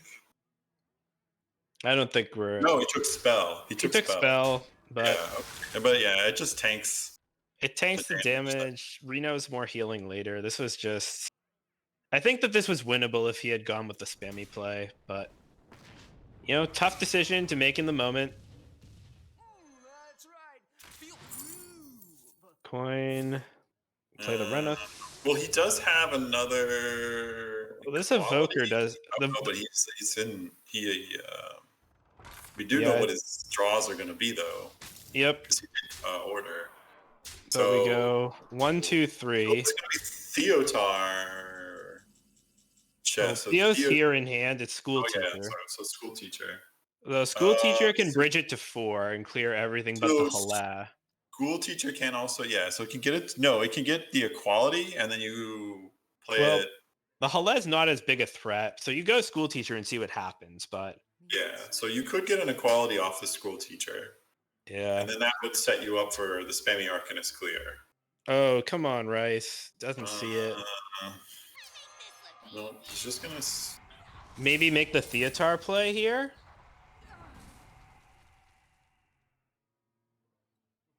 Come on, Theotar and take Rune, maybe. Okay, he's gonna coin out the Noggling. I guess to play around another. I mean, I don't. Yeah, I don't really see the point here. I guess. Yeah, I think that Amber Watcher. Running out of time. It's to got to heal. be Amber Watcher now. Yeah. Well, Theo Nope. here first. I mean, Take you're a gonna. Rune. It's always Rune. Yeah. Send over the Noggling. Yeah. And just unfortunate that the coin was wasted. And I imagine this is gonna be a Rune. yeah, go face Rune. Come on. This is gonna be what we see. Nope. All right. Nope. He's gonna. Corden draw. forgot he's gonna just get Ignite. Okay, that is damage. That's a lot of damage. I don't. But it's like not as good these. as Rune. You gotta put these damage. You gotta put it face. Like, Yeah. I don't like these. Man, this Denathrius is getting big all of a sudden. Trading. 19, so it can buff him up to 30. Yeah, I like just double Amber Watcher here. Or Rune of the Archmage, but double Amber Watcher is super safe. Blade Master Samuro. Not really a kill without equality. So yeah, double Watcher Denathrius seems like the line. And it's dad. Right, so he's just going for it. Alright, so... Alright, so... Now we're probably going to see a Rune. Maybe Macaw here to get more dragons, but... Yeah, they would give you more dragons. Okay, yeah, so that's... freezing the Denathrius. The problem is that you know that your opponent has a Rune, though. Okay. Yeah, well, that's sort of all in. So that's enough damage on the other side that Riscription has to respect it, so can't just slam the Jailer. Samuro doesn't really work. I think Double Watcher has to be the play. And hope Double Watcher or Rune, I mean... Well, I mean, Rune's risk, like, there's a risk with Rune, but, like, it's, you're going to do something, right? But wait, how much is coming back at him, though? That's 20... I mean, you're still alive, but that's 23 damage. Yeah.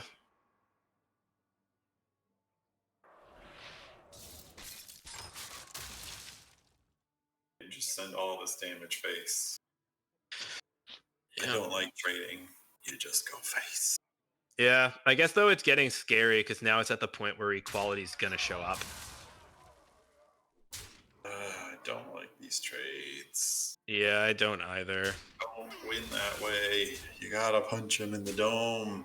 Yeah, now I think it's time. Well, listen, if you're gonna don't trade if you're gonna rip the Rune. Yeah, I think now the Rice Cryption can just rip the jailer and probably be okay. I think you just keep playing the reckless for tempo. If that's the line, then yeah. Prince Renethal. Yeah, I think this is I think it's jailer time and hope that Really? there's no freeze. It's so awkward, but like yeah, there's not much better you can do. Maybe you go school teacher, maybe you try to buff Samuro, but you can't clear any of these minions guaranteed. It's rune time or jailer time. Pick one. That's I think the opinion here from Yeah. me. Because jailer or not, Rescription is almost out of resources entirely. Yeah.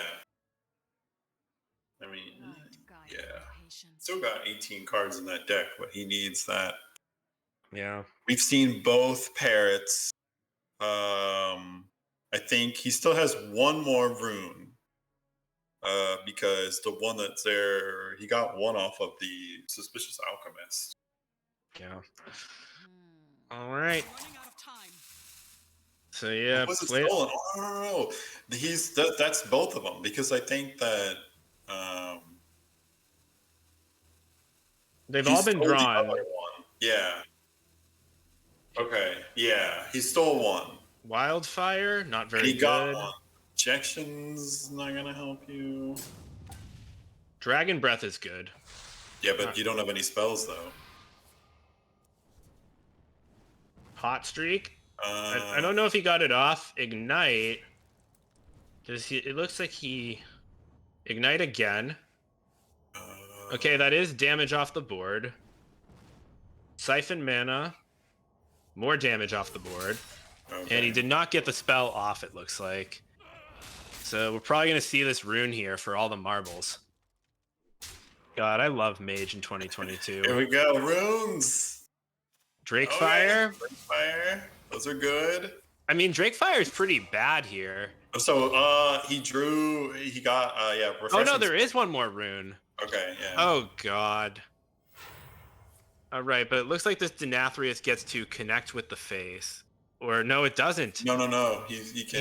He got the ignite and the other first flame, so. All right, so do we see equality here or ignite? No, it's order in the court. Order in the court, but that will draw the equality or the city tax. Or ignite. See, Or he got ignite. griefed by the rune. Ugh. It was so painful. So he can go looking here with school teacher. He And can use also do Stonehearth Vindicator to Stonehearth try and find one. Vindicator. I think that's the best odds here. It's a 66%er. Sometimes lucky.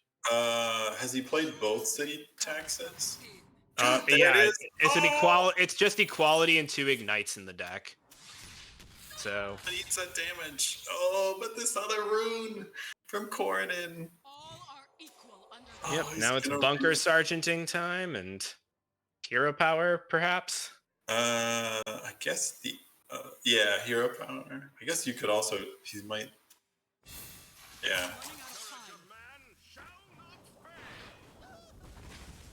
All right. And does it's gotta Corridon be rip the the rune? Gotta be the rune. Here we go. Power Blast face wins it. There's 2 damage face. Freeze. Frozen touch. No. Ruined orb. Oh. Oh, 2 more dragons. Freeze. And that's it. There's the ignite. The equality's the last card. Oh. I know he's played both. No, it's equality. It's the last one. No, I think he's got. Oh, no. He Has he played? Or is it Finley? It might be Finley. no, he Finleyed already. Okay. guide my patience. I am pretty sure the last card's equality. I see that he's played 2 on my list though. Oh, well then maybe it is something else, but Is it Light Lord Rag? And it might be Knight. It might be City Tax or Knight of Anointment, but I think so, this is So he can clear off the Kazaku-san, can clear off one of the minions, but I think he's gotta I think he's gotta play the school teacher here or the reg light. Yeah, it's gotta be school teacher and find an out because it ain't looking good here. And it's the Finley. It is Finley. Yeah, So he that's what I can thought. tuck the deck. So this doesn't work. This does not work. I think Rice has lost now.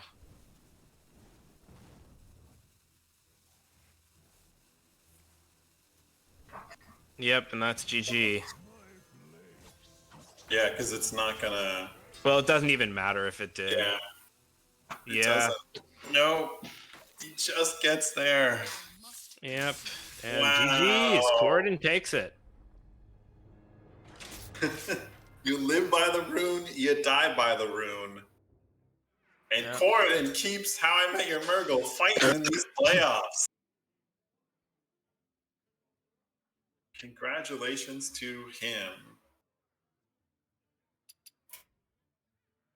And congratulations to How I Met Your Murgle staying in the playoffs, 2 games left to turn it around here on D5. Yeah, and it'll come down now to Kotamora and Dr. Fish and Ron Mexico. And I'm sorry, who is the last person? I am just blanking here. Wow, it's bad of me. And Copa, of course. Now I feel terrible. I can't believe I forgot Copa. But Copa and Ron will be the other match. So Yeah. So I can give the order. I'll give the match orders that's left because none of them will be on stream. So next match is Sunday at 5 p.m. between Copa and Ron Mexico. And then I play at 7 p.m. Sunday. If any Diamond 5 member wins, the match is over. And from here, if both How I Met Your Murgle people win, then it's also over. Now with Corden taking a 3-1, there's no way for How I Met Your Murgle or for Diamond 5 to win, even losing the next 3. Which yeah, it's pretty crazy. This match could turn out to be pretty wild. Yeah. Let me get Corden in the group for the interview. I am shaking right now. If you can't kind of tell in my voice. Hello, Corden. Boy, am I glad to see you.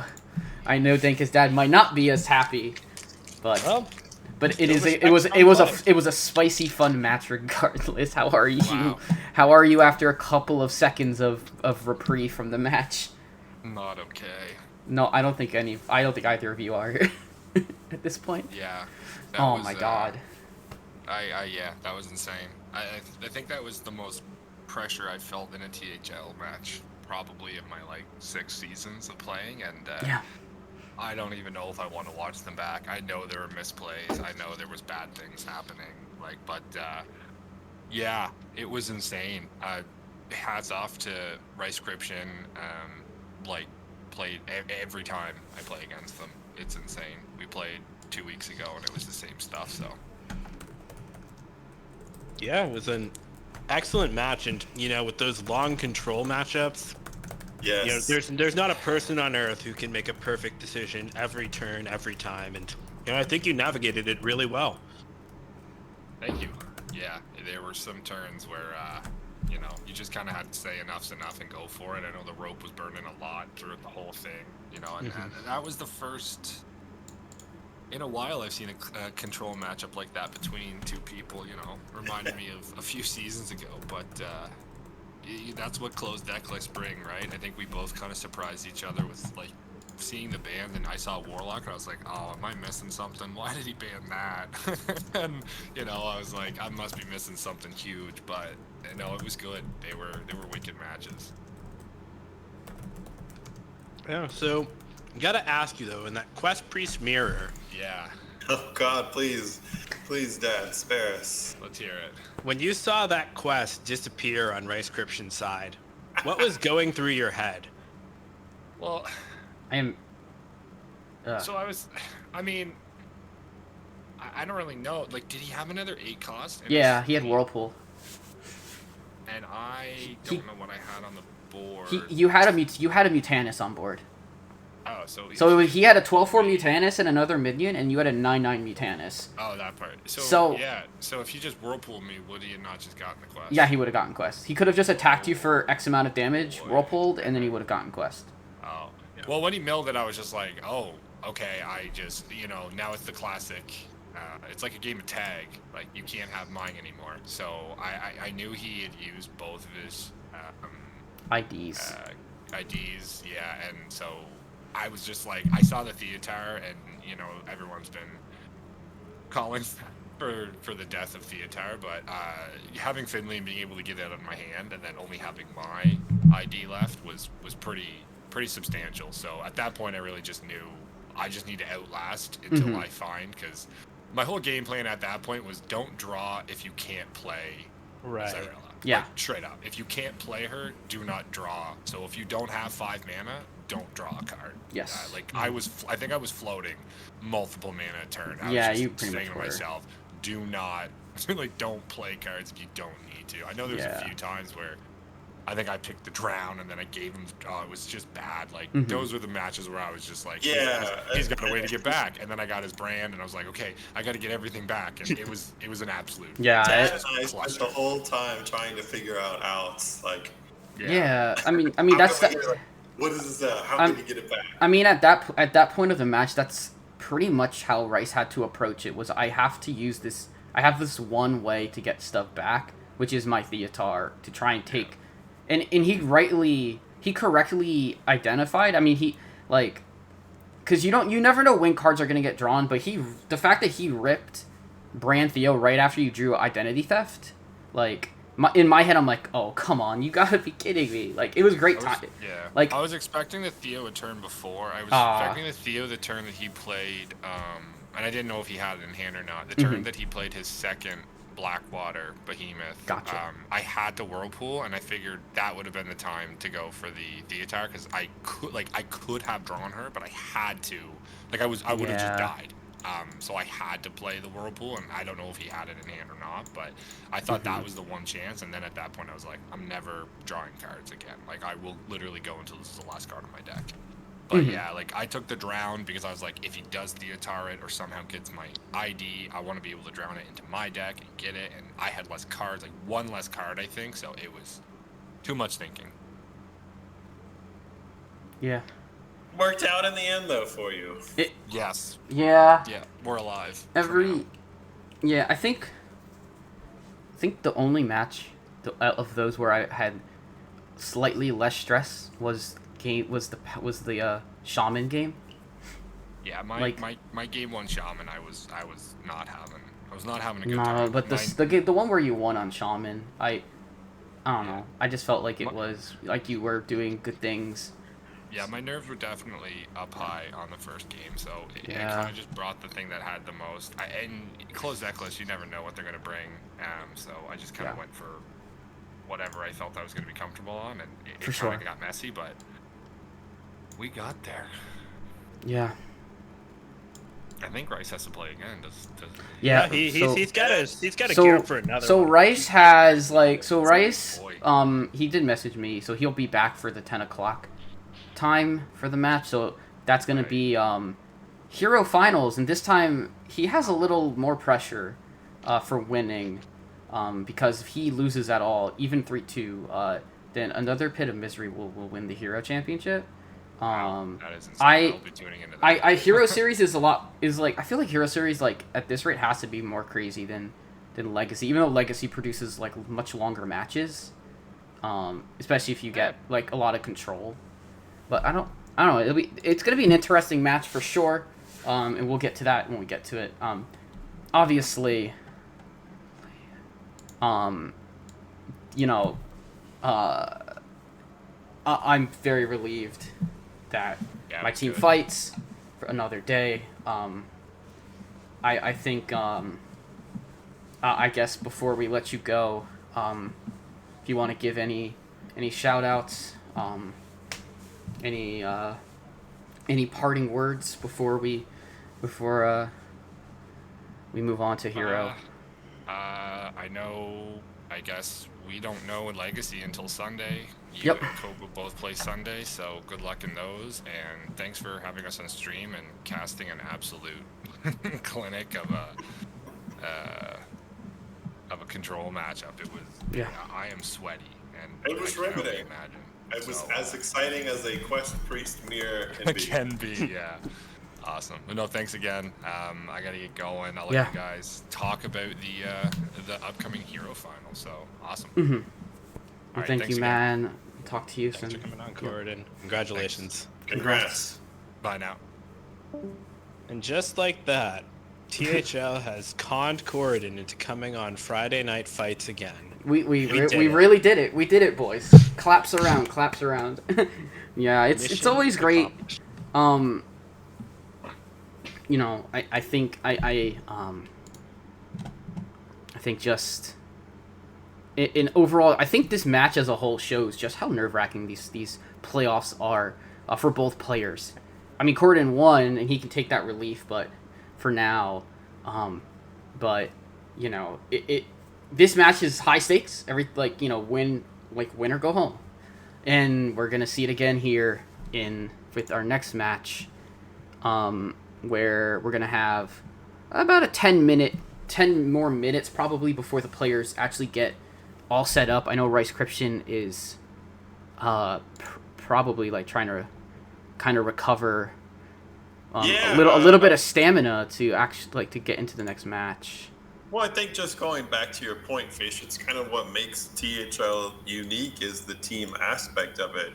You know, in an individual game like Hearthstone is, you know, when you play in a tournament, when you play, you know, on ladder, you're playing for yourself. But in this format, you're playing for a team and you have all that added pressure of not wanting to let the team down, Yeah. especially in playoffs, especially in finals.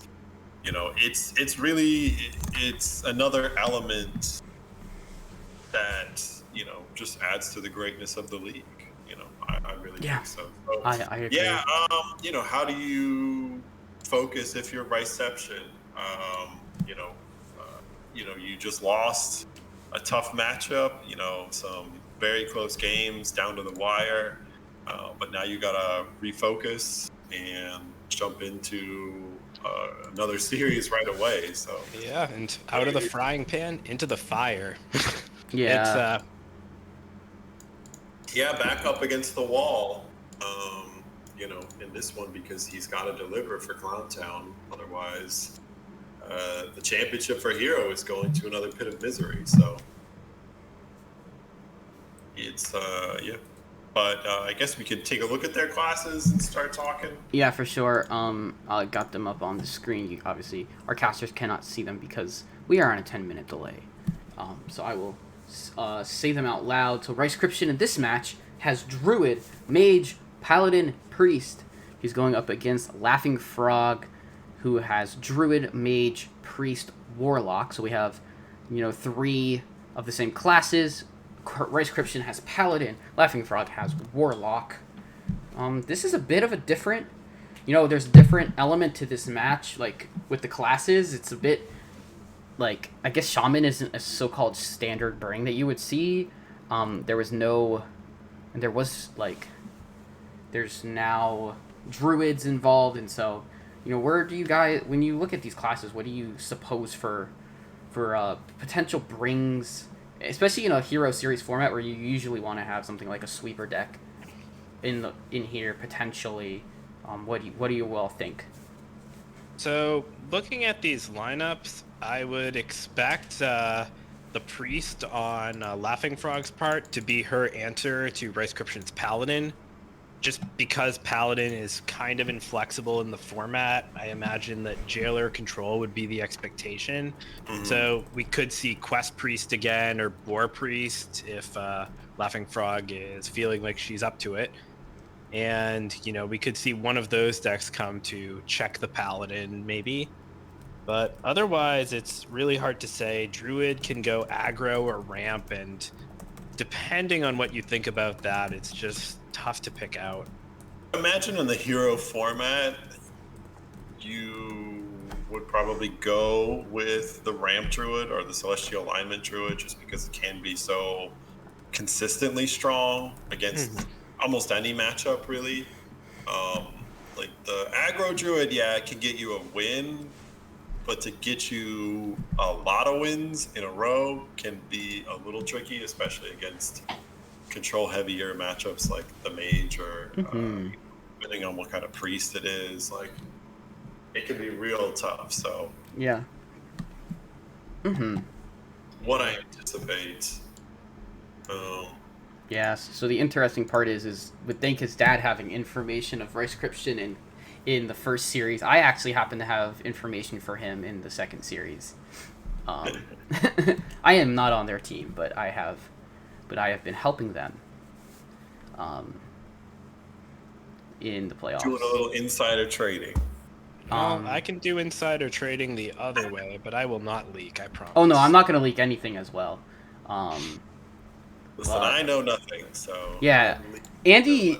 I mean, I don't think Andy nor I knew exactly what Corridon was bringing. I knew the game plan, but I didn't know the lists.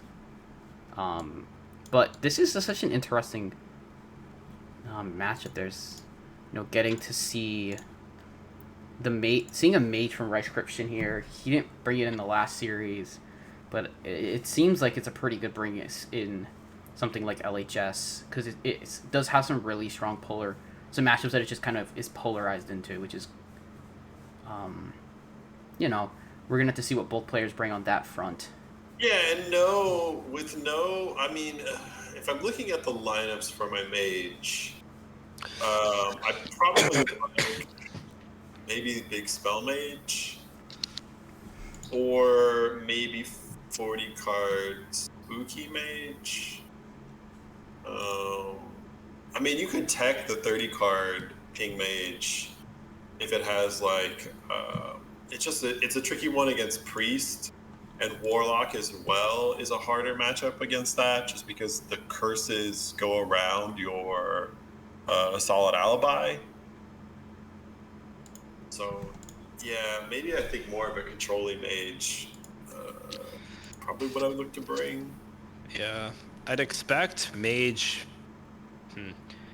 probably is meant to be a priest answer, would be my guess.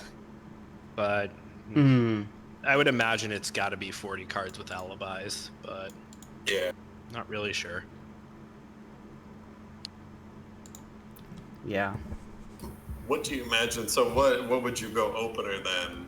Because it's probably the most critical matchup in LHS is of course that first matchup. I would choose randomly. I am No, LHS is. I feel like LHS you have to have a lead.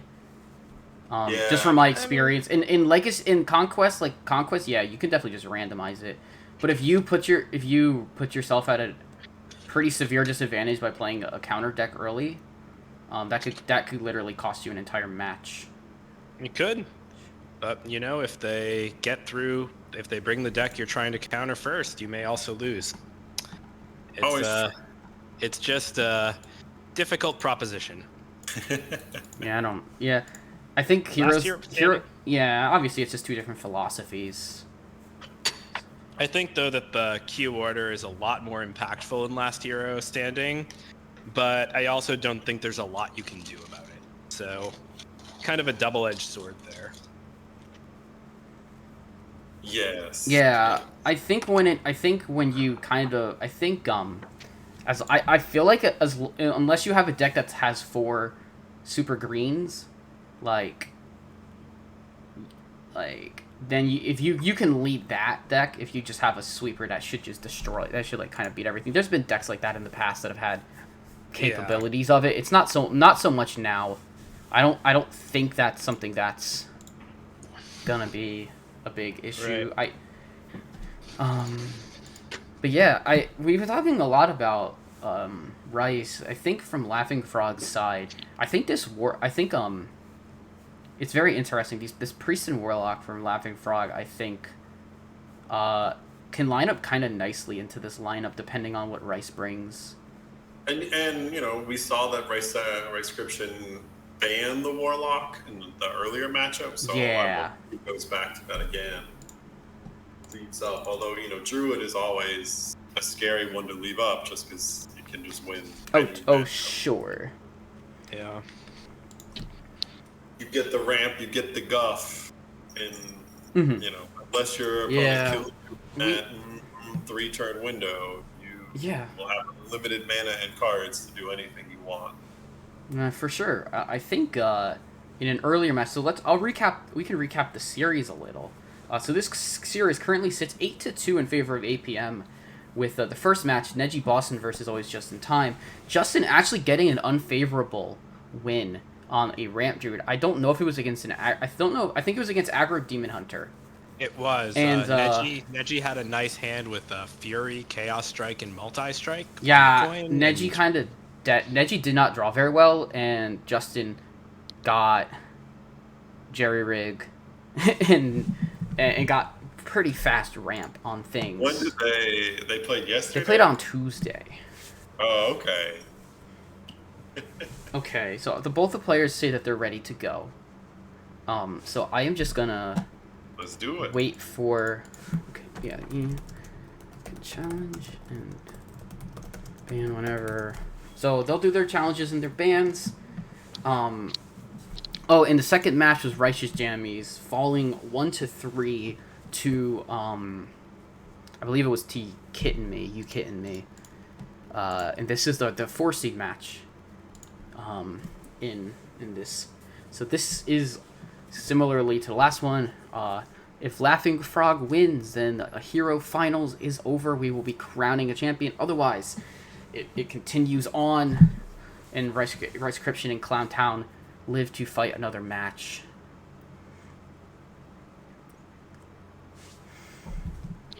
Exciting. Let's see All right. what Rice-Cription can do. Now the pressure is on his shoulders going into this contest. So let's see what they go. They are picking classes, I believe, right now.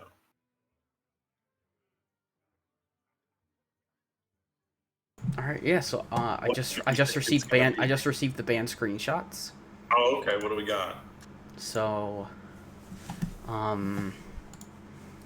Laughing Frog has banned the Druid, and Rice-Cription has banned the Priest. Oh, Alright. okay. He's going to leave up the Warlock. That is not what I expected, so I guess we'll see how Rice plans to beat Warlock. Yeah. Yeah, for sure. It's gonna be interesting for sure. The Druid, I would be curious to see about. I would be curious to hear about the choice of a Druid ban, but maybe there's something we'll see in the match. I've told the players that they're able to start when they are ready. So for this match, we're going to have Laughing Frog on the bottom of the screen and Rice-Cription on the top. A little bit of flip-floppy for Rice-Cription. But be on our way as soon as these players appear to be playing. Yep, and it's fun. I didn't even have to leave the spectate for Rice-Cription. Oh, true. Yeah. Just stay on there. I could have done that. I gave up. I could not have done that. So, all good. Now we play the waiting game as we get ready. I mean, it's almost like casting Quest Priest. So then, based on those bands, what would you open with on each side? Oh, I have. I'll I- be Probably- honest. Oh, you go ahead, Andy. I was gonna say, if I'm Laughing Frog, I'm probably running out the Druid. That would be my pick. And if you're Rice-Cription, I would probably go, what's my best one against the Druid? Well, Laughing Frog goes open Warlock, and we do see the Mage from Rice-Cription. So,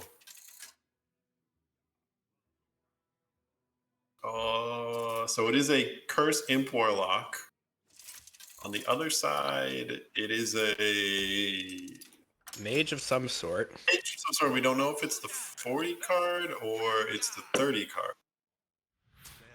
But that is a very good opening hand for Laughing Frog. With the Wicked Shipment, File Library, I might probably throw back the Bran and maybe throw back the Cultist. So it is a 30 card Ping Mage because it does have the Frozen Touch. Oh, man, that's good. And that is a very good opening hand for the Warlock here.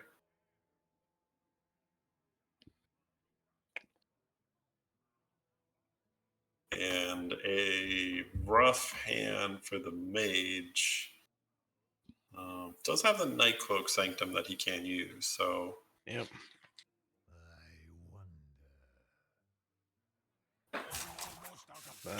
Laughing Frog thinking very hard about this turn. Yeah, but not very hard to think about. I guess the consideration is next turn if she decides to either Impending Catastrophe or throw out the Vile Library. Yeah.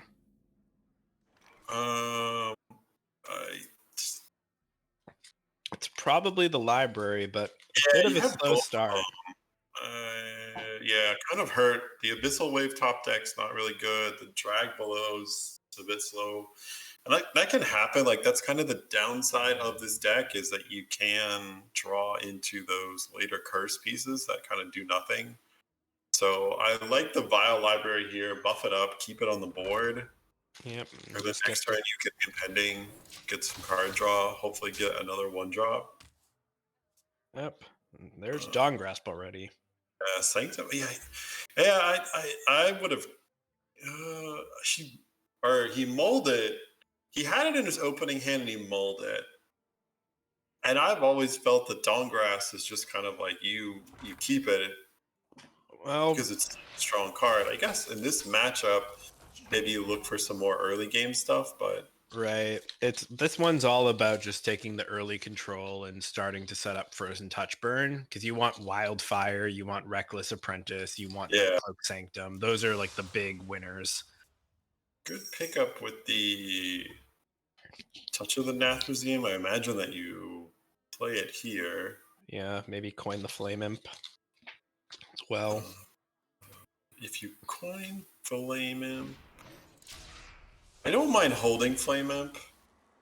Yeah. The reason being is because like you don't have a lot of power 5s, and you always typically want to hold that coin to play into your power 6s. You're either your Abyssal Wave or your Tamsin. Because other than like cool, there's not really a 5-mana play. So yeah, I like holding the coin. I think next turn you go Flame Imp, and then you can play the other Impending Catastrophe, and you could coin out. I mean, your Vile Library comes back too, so. Yeah, I feel like in this position, it's just a little bit awkward to miss out on the 3-2 on board now, just because it gives the mage too much time. Like, Hero Power into Amplified Snow Flurry here seems like a really strong play. But I don't really like this, just floating the mana. Still, though, could be worse. Draws another. So if he doubles up, he can draw 4 cards.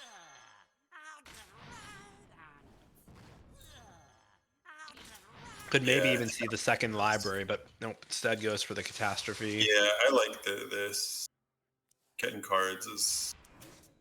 You want to draw. That's the most important thing. The hand was not... This is a clear here, if Rightscription wants to take it. But I feel like it seems like he will, but I think that's a little bit I think that's too overcommitment. Yeah. It wasn't that threatening of a board.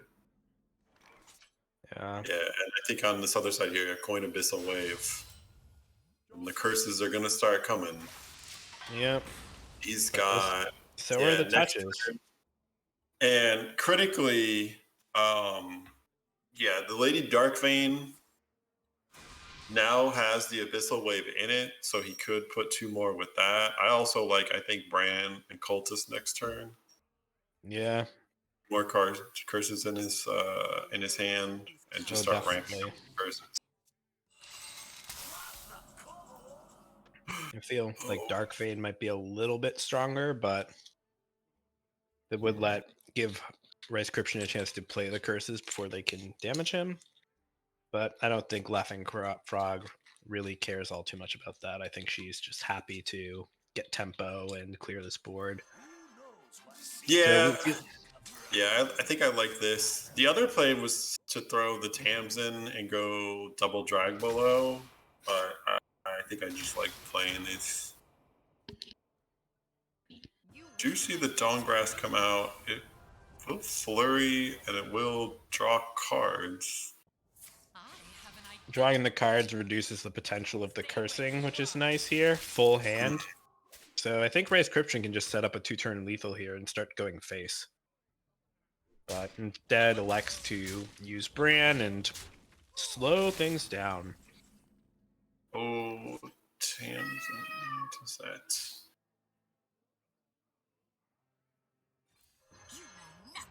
Okay, so we do see the rip of the Tamsin.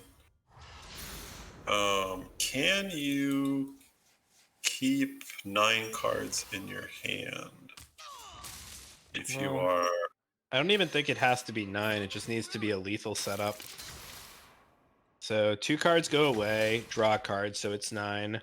So he can go back up. He can throw both of these frozen touches. I feel like Apprentice Touch seems really good to me.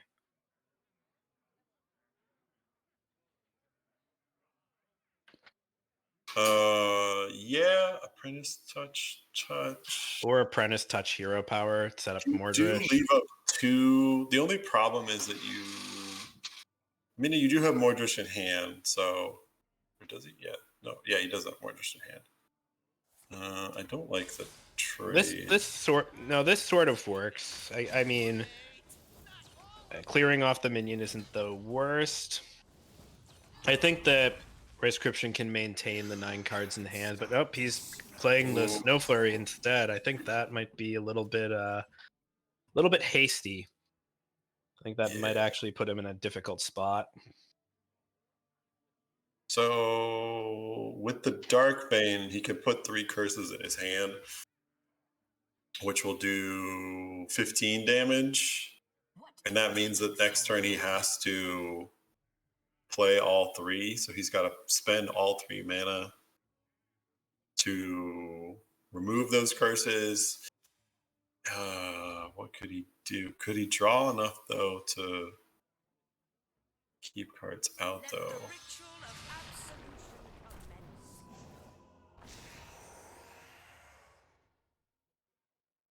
Yeah, I like the drag below here. I think that's fill up his hand. He has to spend 6 mana. Okay, so he's just gonna do.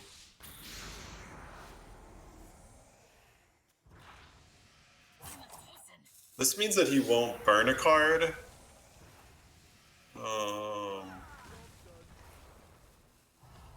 But I guess like the next thing is like, okay, well, next turn he can follow up, put 3 more curses in his hand again with Tamsin, drag below, cultist.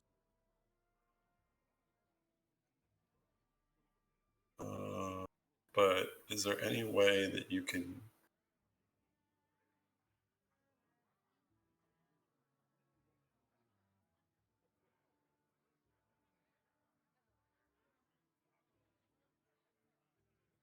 And I believe that the Savara will then put the curses in it.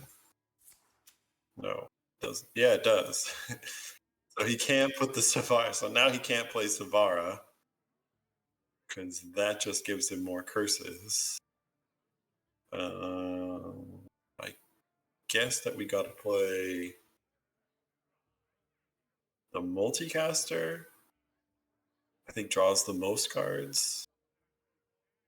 So multicaster will fill up his hand.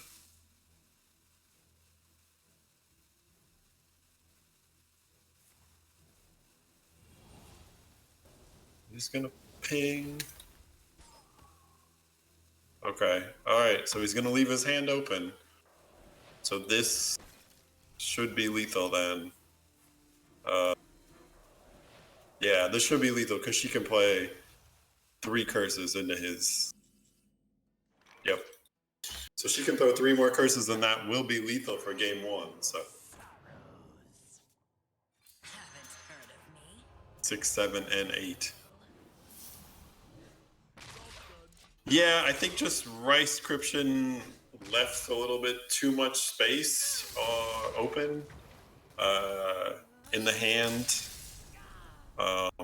You know, like once the curses start rolling, if you can fill up your hand, you can buy yourself time where they're either, if you stay on 10, then you're not, taking curse damage, or if you can stay on 9, then you're only taking one curse a turn.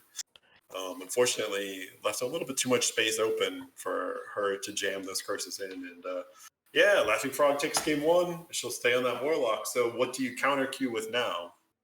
Well, I think being honest, if I am looking at Rice Cryption's lineup, I don't really know if there's any counter there. Unless this is an aggro druid. I think it's looking pretty grim. But we get the priest here. Druid is banned, that's right. So priest Okay, so it is a it's Naga Naga. priest. Naga Yeah, priest. Then all right. and this is really good against Curse Imp Warlock. Yes. Mine is the only way. Has a boon, has 2 Nagalings.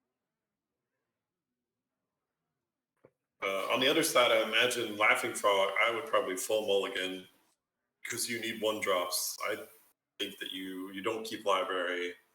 I think you keep library and dump catastrophe and Lysyricus. I don't like keeping library if I don't have any imps at all. Like if I don't have a librarian or I don't have an imp,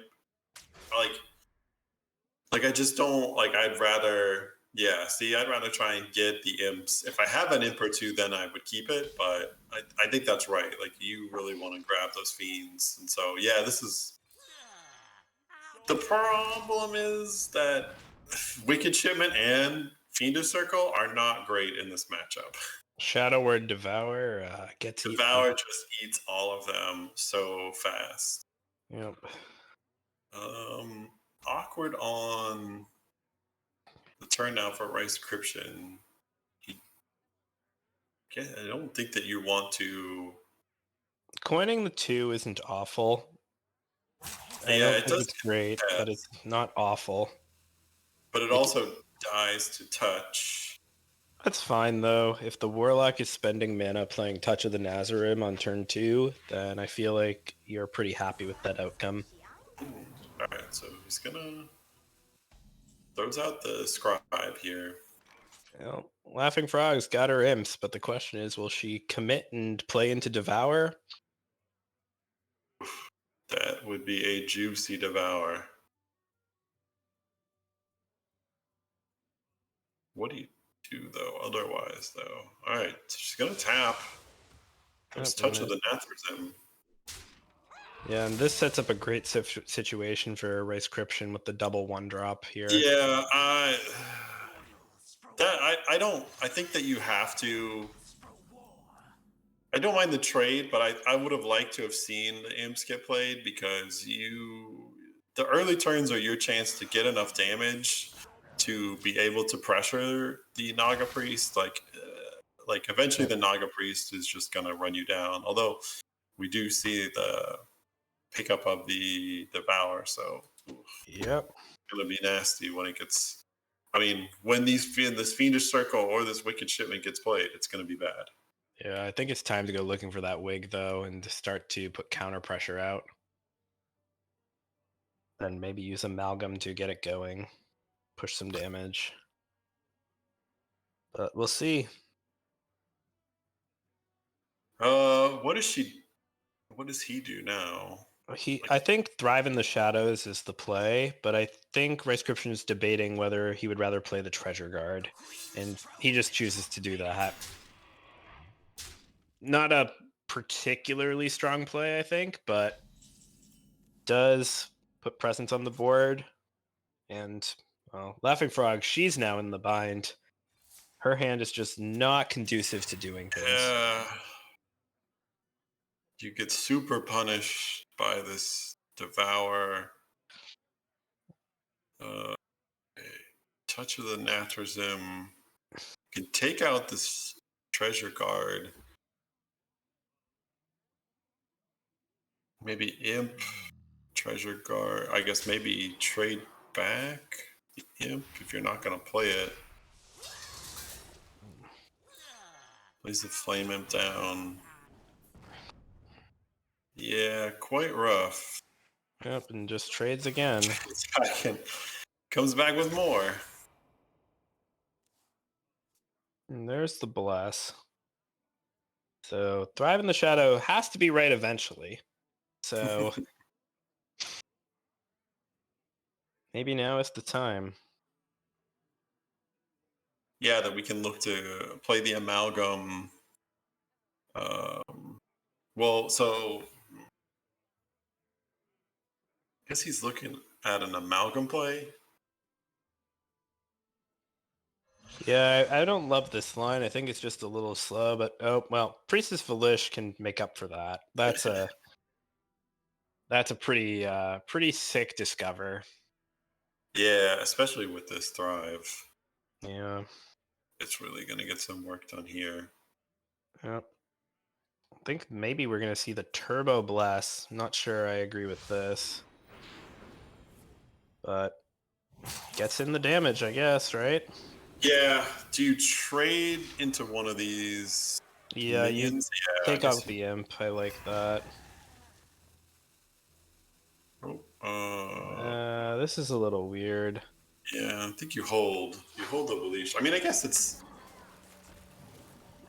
You're gonna pick real quick. Take Boon, Bless. probably. Oh, well, goes Takes for the the other Bless. But otherwise, we can see that there's no real answer on Laughing Frog's side. She's once again sort of in that tough spot. There's nothing cute with the Tamsin Grimoire that can save the day. Mm-hmm.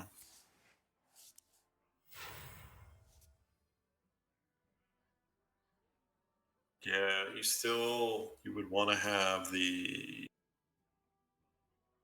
Lady Darkvein paired with the Abyssal Wave, but that's still a turn off. She's just gonna Tamsin. Yeah, so Okay. this kind of does something. It sets up the possibility, but we can see. Well, this sets up a clear next turn. Yeah. And this isn't lethal, so it's one off. So maybe Laughing Frog has found her out.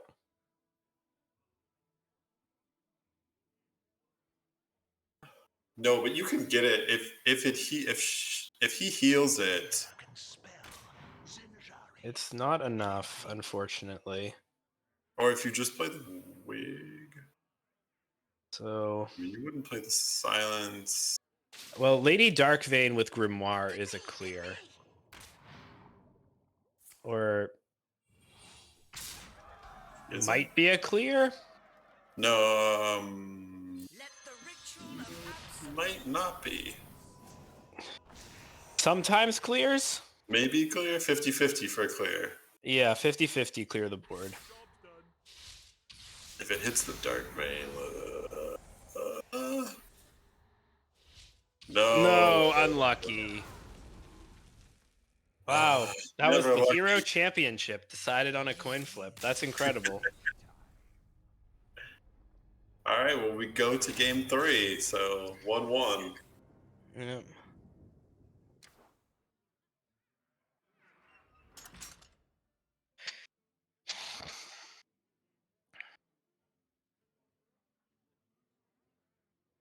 All right. So now what do you run into this Naga Priest if you are Laughing Frog? What's your counter? I mean, you left it up, so you got to figure in that you have a counter. Is it? I guess it's the Druid. It's the Mage. Mage. This is probably spooky with some tech, would be my guess. I see a multicaster, which isn't always in Spooky Mage. Throw back the alibi for sure. You will not deny Yeah, me keep again. Wildfire, probably throw back multi as If well. it is the 30 card mage, then I imagine that she probably plays a Shattering Blast, maybe. Well, I'd imagine it might be a 40 with cards like Shattering, just to get over Paladin and Naga Priest. That would be my prediction. Mm-hmm. But we will see. Yeah, he does still have that Paladin up, so Yeah. it could be, probably 40 card. On the other side, probably full mulligan, keeping the wig. Okay, Oh, big draw for Laughing Frog. does get the radiant, yeah. Yep. Oh, it is going to be the 30 card ping mage. Yep. And a pretty good start for Laughing Frog Yeah. with the Amplified Snow Flurry into the Frostweave Dungeoneer. Yeah, it's a very nice curve. She is cooking. Mm-hmm. Can push this damage. Yeah, I like Always saving hold it. that. Yeah, you The can need mana's this. budgeted for the next couple turns, so no need to commit the 0 mana hero power. Mhm.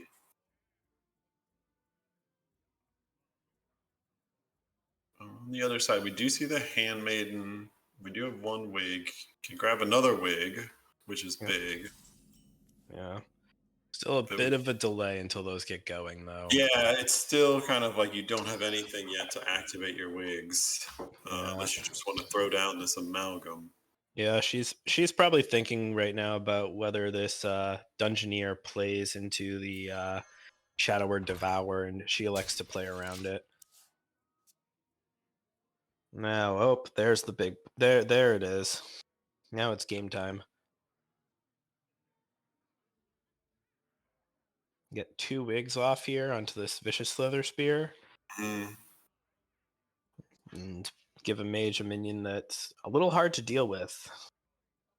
Yeah, they're not great. I mean, you can keep getting that health buffed up. They can Right. freeze it, but they can't, they can't actually get rid of it very easily. Right, and the win condition here for the Naga Priest is just Boon of the Ascended in this matchup.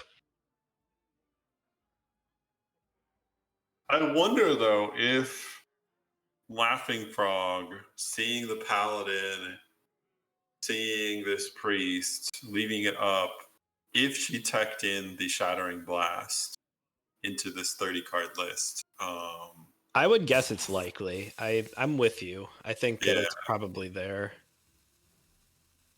And that would just be a win condition of itself. Okay. So the amalgam. Yeah, another Handmaiden, probably good. School teacher, good. Could take a Zola. Yeah, all of those are not bad. Yeah, all very reasonable. I think surely the Wildfire is going to come out, but I wonder what else we'll see, and it is the draw. Yeah, and I think you just take out this 4 or 5 here. Yep. You have the chance. You do it. You freeze the amalgam. So.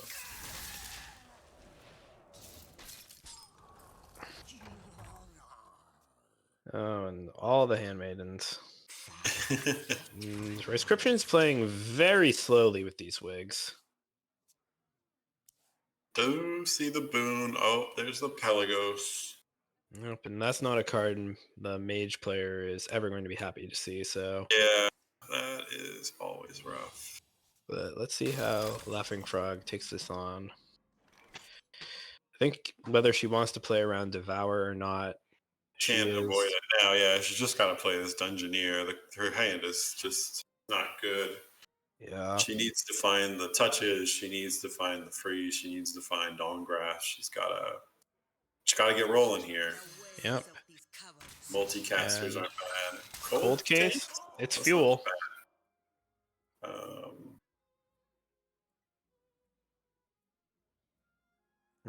I think personally I like using just the straight up ping over the snow flurry, but see if this is a clear, and it is. Got it. Easy game. Does grab the 50-50 for the clear. Now is it time for Pelagos to swole up, or is Rice Scription going to hold it back, you think?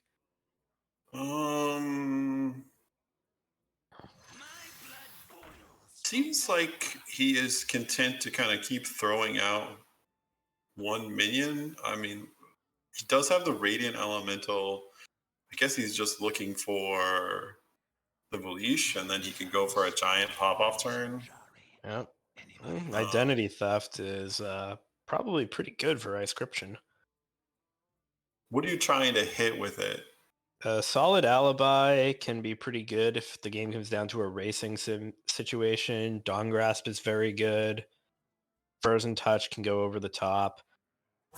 There are just a lot of cards in the Mage's deck that are generally useful, and it's better than the other options by a lot.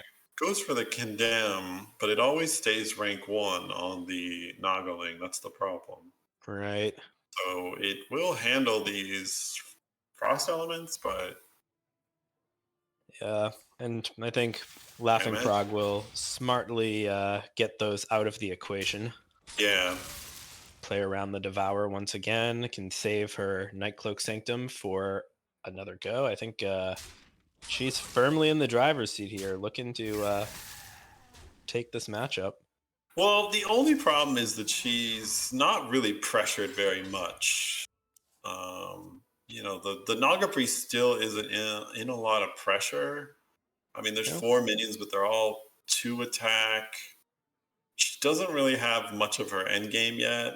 We don't see any touches, so the Naga Priest just kind of, Perception is playing it very, very slowly. Devouring Plague? Maybe you go... so you can get most of this board cleared. I feel like Thrive is probably the one here. Yeah. Get a Devour for Pelagos. Oh, for sure. Yeah, that would be...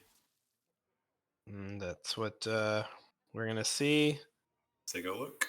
Probably Wig first here, but milling the card can't be that bad, right?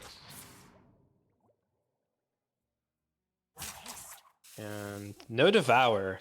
A little unlucky. Yeah, well, can go again with another Thrive, but it looks like he takes the boon. Up and see, this is the 3-mana hero power is gonna put in the work now. Yeah, this 3 damage is... Yeah, that's a good looking Reckless.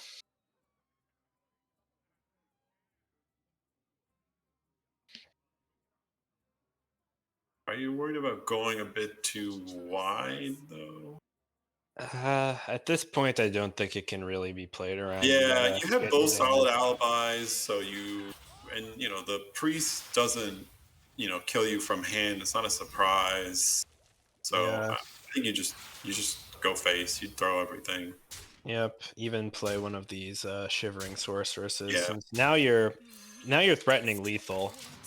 So this is a great situation for Laughing Frog. She has pretty masterfully, I think, navigated this game.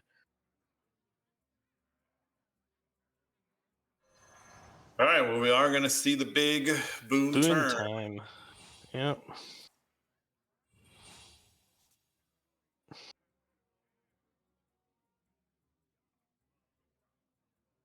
Condemn rank 1.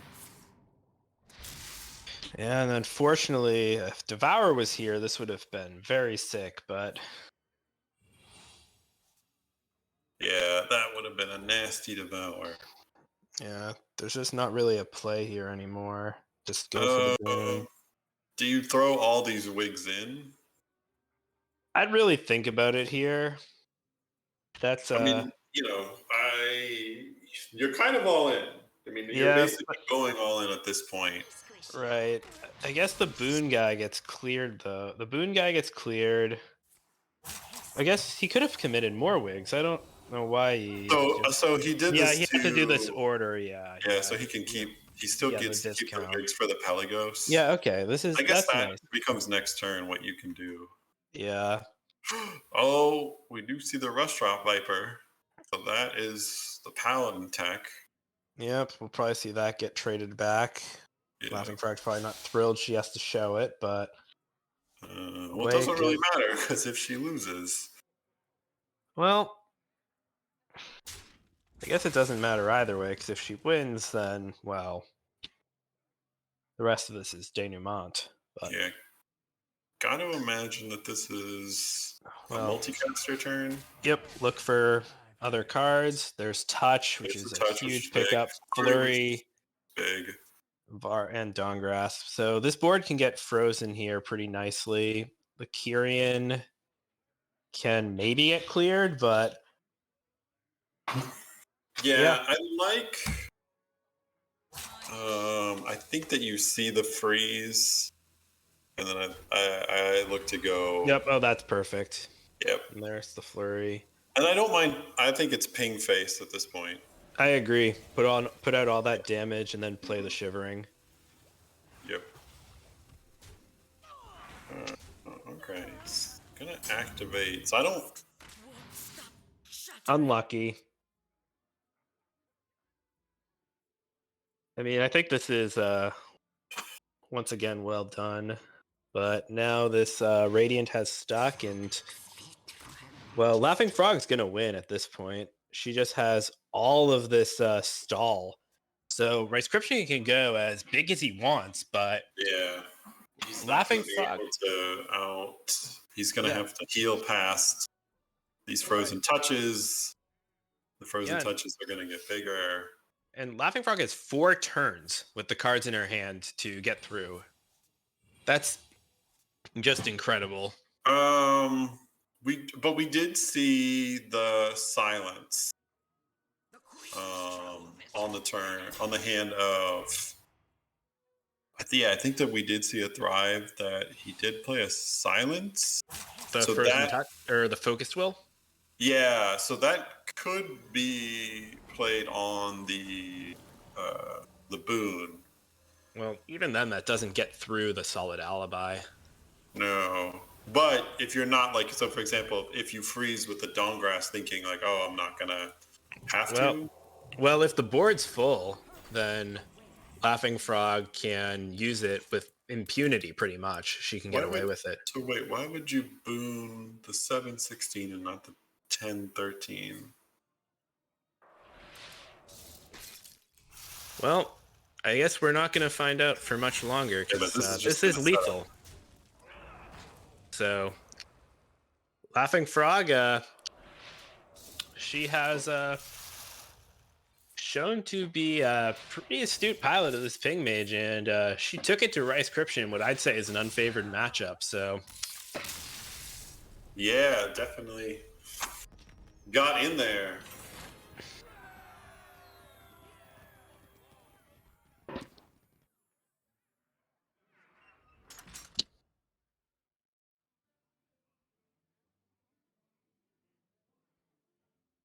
all right, so we go into this game 4, but Dr. Fish, correct me if I'm wrong. Does this decide? Is the Hero Championship now decided?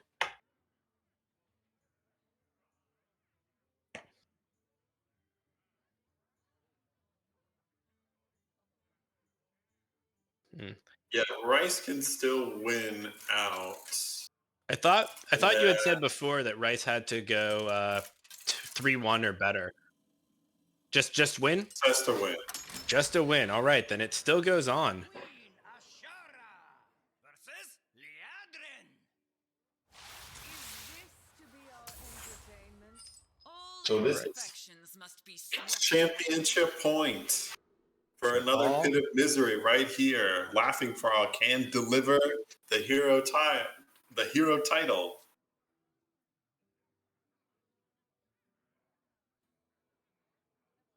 Justin will be a 9-time champion or 10th. 9 times. The t-shirts are piling up. 9.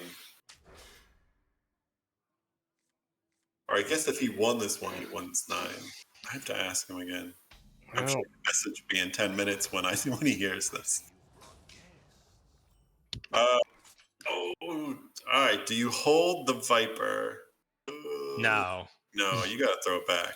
Right. Oh, she's nope. holding it. She's gonna hold it. May the light grant you peace. That is. Looks like a really powerful start from Ricescription with the Bannerman just filling out this curve perfectly. And there's a chance this Theatar could yoink that Magister. Yeah, that's gonna be big. Hard to get to 40 damage.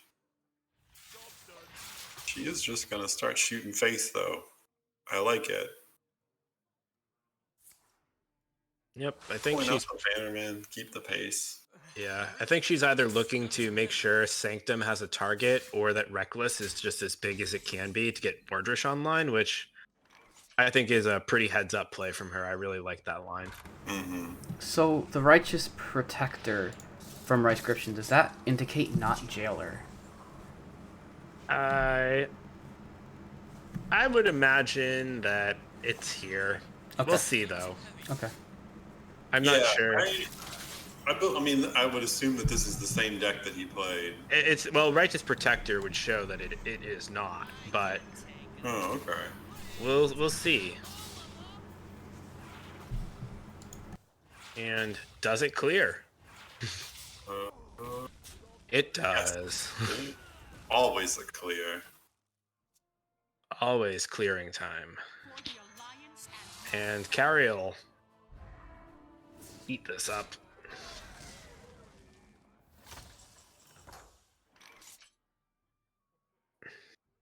Not a good hand. Yeah. I Not imagine- unhappy to see Wildfire though. Yeah, I mean, you always want to just start juicing that hero power. Yep. Wildfire, ping face. Yeah, ping the Carriel's also fine. Yeah, I think this is good. Gotta imagine this is a Theo turn. Let's see if he gets it. Here it comes. This could be key. You saw her keep one card. Oh no, it's like no, gonna hold. Yep. So Ricescription is just gonna go stats on the board, which Yeah. honestly is a pretty good plan into Paladin. Mm-hmm. Or into the Mage, excuse me. But now there's a setup for this cold case. Get that going. Maybe set up a touch.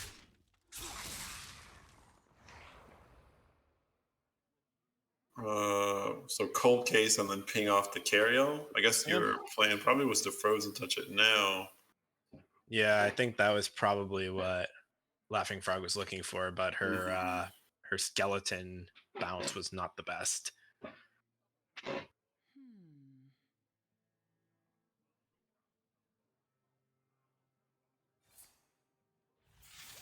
Yeah, just gonna play out this cold case. When do you rip? I gotta imagine it's Theo this turn. Your turn Might 6. be. We'll see if the top I mean- deck changes things. And it's Vindicator. That might change things. No, it's turn 6. You gotta play it. You gotta play it. Come on. This is the turn. Oh, does he get it? No. And the he missed the Viper too. Oh, But man. Frozen Touch is really bad to take Yeah, away. you gotta steal that frozen touch. The alibi is tempting, but it doesn't do much for you. Especially with a deck with all that healing. Yeah. Flurry is pretty worthless. But and probably not worth taking away from the mage. Just such an unlucky Theatar. Yeah, oh my gosh. That Dawn Grasp, just like ninja moves right there. Oh, Oh man. Yep, gotta throw that one back. and that is not good either. But now it's Dawn Grasp time. And maybe this can turn things around for Laughing Frog and get her back in this game. Taking the alibi also is super interesting. That's I don't. I understand. I think that there's a temptation to say like, oh, this is gonna, prevent them from delaying an extra turn, but yeah. I don't. I think that you gotta take the damage from them. You have so much healing in that deck. You know, your goal is to outlast them. I mean, if they want to get more solid alibis, they can play it with the Savara and they can get more. Mm-hmm. I think that stealing that damage is the that's the key to this. But okay, Yep. we'll see. Well, here comes Dawngrass getting some And more armor, and I wish we could see Ricescription's face because well, I'm sure he was a little bit peeved. I- well, I I can have the Diamond 5 logo as my desktop background, so I can look. you at can actually Ricescription's see his whenever I face. want. Yeah, true. Yeah, I think one thing with not taking the touch from experience is touch is how this deck wins. Mage eventually can have like like 4 frozen touches in hand from Savara if that happens, but we'll see how this plays out. Yeah, I think Rice is probably going to drop this Leviathan and just try to overwhelm on the board and pray that Mordrish or the second Reckless Apprentice does not make an appearance.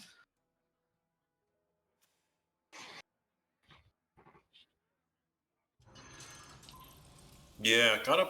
Yeah, I like this too because you can push the damage. You push all this damage face, keep the pressure on.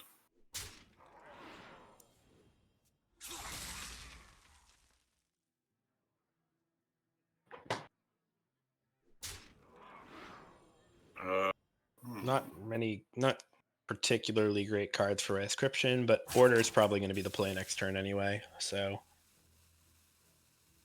yeah, I guess in that sense, you probably just want to get the Reno now. yeah, Reno or Treasure Guard are both kind of equivalent, but I think I think it's one of them, and it's Okay. the Reno here.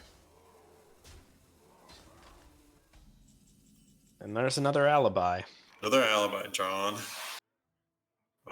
Gotta imagine that you want the multicaster. Yeah, that seems like the best thing here. If Laughing Frog hits her Reckless, it's so good.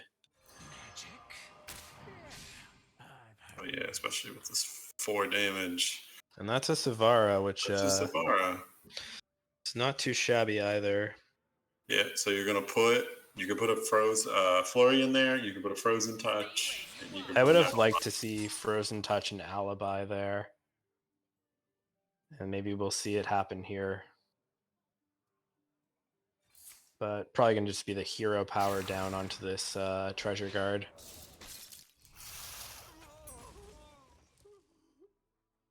This Denathrius is looking dangerous. Yeah, that could be the killer here. I think you can hold the alibi. I don't think that you need to play it, especially if you ping here. Yeah. It's not the turn yet. I understand that you want to get it into the Savara, but Yeah, next turn seems better.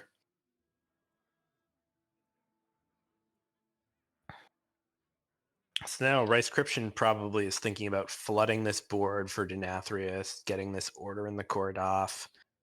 Lots of things to consider. yeah, a lot of choices. If this is the turn to order, we'll draw his jailer, and then we'll pick up the hero power next turn. Yeah, or it could just be a Light Ray or Carriel. We'll see. I don't think that we saw light rays. Not last game, but this time it's Jailer. Okay. Yeah. And now, unfortunately, we're gonna put something cheap back on the top. Yeah, that's not great because that's gonna hurt because that's putting Carriel a card. Yeah, that's putting your Carriel 1 card back. So a little bit unfortunate. Well, Really rough school teacher. Blessed goods, probably. Nope. Judgment of Justice. So Judgment of Justice. that can actually set up an honorable kill onto the Leviathan, which is funny. There's a lot of board pressure though for it in for Rice. Yeah. Laughing Frog, she doesn't really have. I mean, needs to get her Reckless Apprentice. She can. Yeah, I feel like the either starting with Alibi to get another or just playing this this Arcane Intellect seems like it makes a lot of sense here to try to fish. But we might see Alibi Cold Case. That could be. I think she has to get the Alibi into the Savara. Oh, ooh, okay. So she's gonna give it the Frozen Touch. Yep. I think she might be. That's damage. I think you hold the Flurry. Oh, it's got to come out. It's only 7 damage though. Yeah. I think she's just terrified of, the crackback that's going to come down eventually if this damage doesn't stop. And Flurry only gets worse if she expects Race-Cryption to flood the board. So unfortunate hits sort of make it a wash, but that Immortalized in Stone is just perfect for Race-Cryption. Exactly what he needs. Oh, nope, goes for Well, the. that's damage. Damage is good too. Yeah, I thought that I saw that as well. Tempo Bunker Sergeant. Yeah.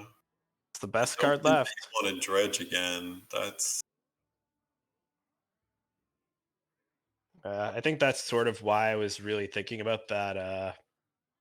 The 7 mana cost spell just to get so many more stats in play, but this works out. There's Mordrish. Mordrish.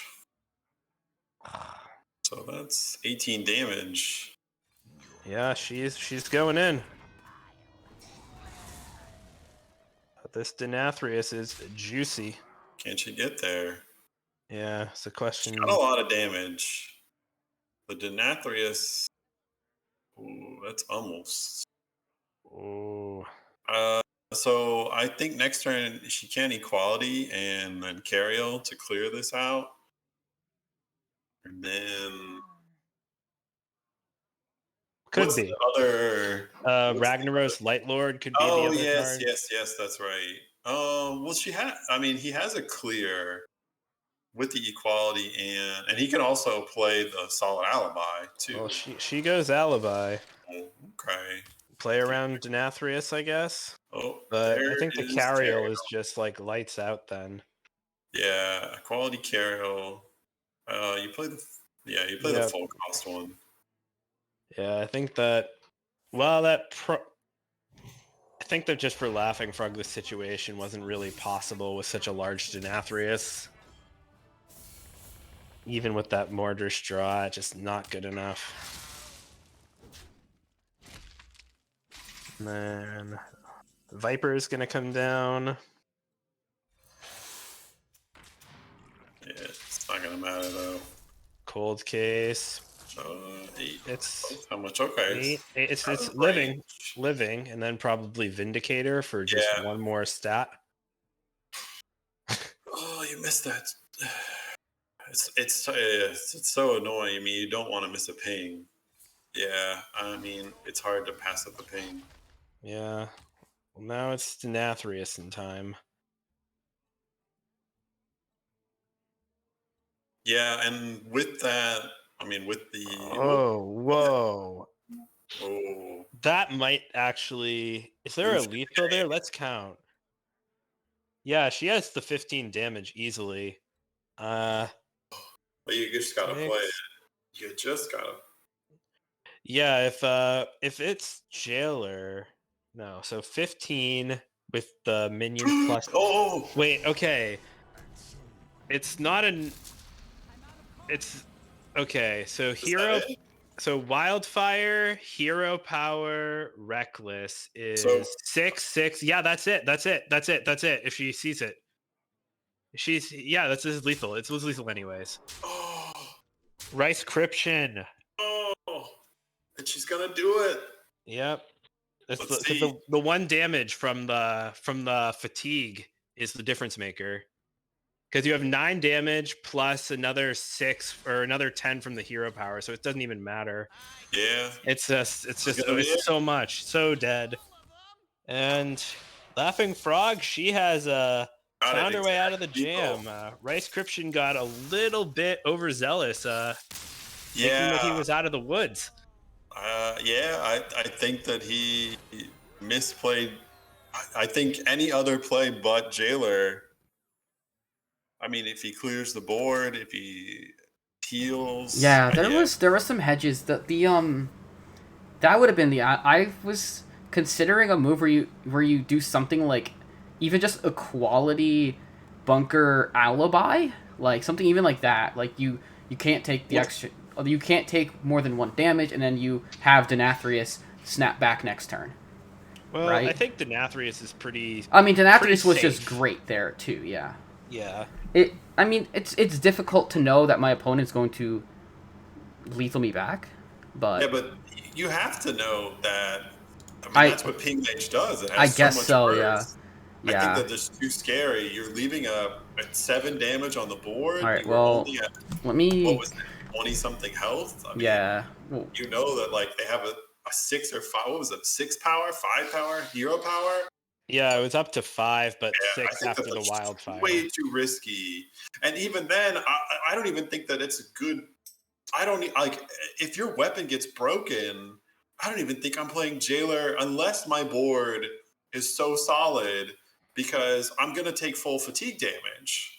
So with that mage, like all you're doing with that type of mage is just giving them like you're letting their delay just like fatigue you to death because you're taking full fatigue damage. So I mean, listen, congratulations to another pit of misery. Congratulations, Laughing Frog, on delivering the Hero Championship to them. Congratulations to those guys yeah. and gals. So Frog doesn't have a mic, so Frog can't do an interview. I'm going to assume that somebody in their team already knows who's in chat, and I'm going to. Well, see. they won't know yet. Let's They won't hear know it. yet. Well, I would assume that someone from that Frog might. I would assume that Frog would spoil for the team at that point. I don't know. No spoilers. We no know spoils, and we know No spoilers. spoils. All right, so I'm gonna wait. I guess. I guess if we want to talk 10 minutes, I was gonna ask Geranium if he wanted to come on and give it and do something because his team just he's the captain of the team and their team just literally won Hero Series. But if you guys don't want to wait, we can just do a wrap up. But congratulations, another pit of misery. You have won season 19 of Hero Series. So Congratulations, guys. yeah, huge. In three matches in a row, bing bang boom. That is the championship. It is 12-4. It is 12-3 actually. So there, even at 12-4, like in a regular week, you would play it and double sweep would tie, but in THL 3 wins already gets it. Well, But hey, there you go. One series has concluded. It's in grand fashion. Congratulations. yeah, and thank Yeah. you to our players. Very tough 3 hours for Rice my Cryption, gosh, but yeah. Trooper for giving us our Friday entertainment and playing some good games.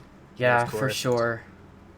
Congrats to Corridon and Laughing Frog for the big playoff wins from both of them. Yep. It's fun. It's always, these matches are always super fun to cast and to watch. And Except for the hero, the quest priest mirrors. oh can yeah, deal with Quest that. Priest mirrors are a fiesta. I played one of those this season only, and yeah, it came down to I had to like identity. I was playing against Neji in pro, and it came down to if I could find his, if I could like ID or Theo his. I only had Theo, so I had to Theo his quest spell, and that was never happening. But yeah, I mean, I guess that's what we have for tonight. Tonight, wrap it up. Yeah, I guess we'll do our wrap up, and I assume that I don't know if Saturday has any matches at this point. Whether they had any hero matches lined up, because those are very likely to be no contested. But Sunday night is where things get spicy, because Sunday night is where every single pro match in the pro finals are being played within the same hour. They're all starting like pretty late on Sunday, so everyone goes into their match, and there's no preamble for points. There's no this team has a lead. It's just 0-0 player match. It's a very, I think this is like the first time I've ever seen this happen. So very, very interested to see how Saku and the group will handle that. With what match or matches they want to show. Well, word on the street is we might try to show them all. Yeah, I would guess that there'll be as much as we can getting shown. Yeah. Well, I vote for all the casters, all the matches, all on at once. Just true simulcast, split screen it. We're just gonna overload everyone's laptops. Build a quintuple box. Yeah, it's just like the commercial. Yeah. All right, so we will see you likely again on Sunday for Sunday Showdown, and that will close out Pro Series at that point. Legacy Series will be decided then too. So we have a potential one last Friday Night Fights because Legacy Finals are still next week. So I'm sure that we will get to see when things happen. For the matches being scheduled, and maybe we'll get a Friday match in here. So, be on the lookout for that, and we'll see you next time. Thank you, Dankus Dad and Andy Rogers, for casting. Thank you, Rice Cryption, Laughing Frog, and Corridon for coming on stream. Thanks, everybody. Yeah, and we will see you all next time. Have a good night. Good night. Peace. Peace.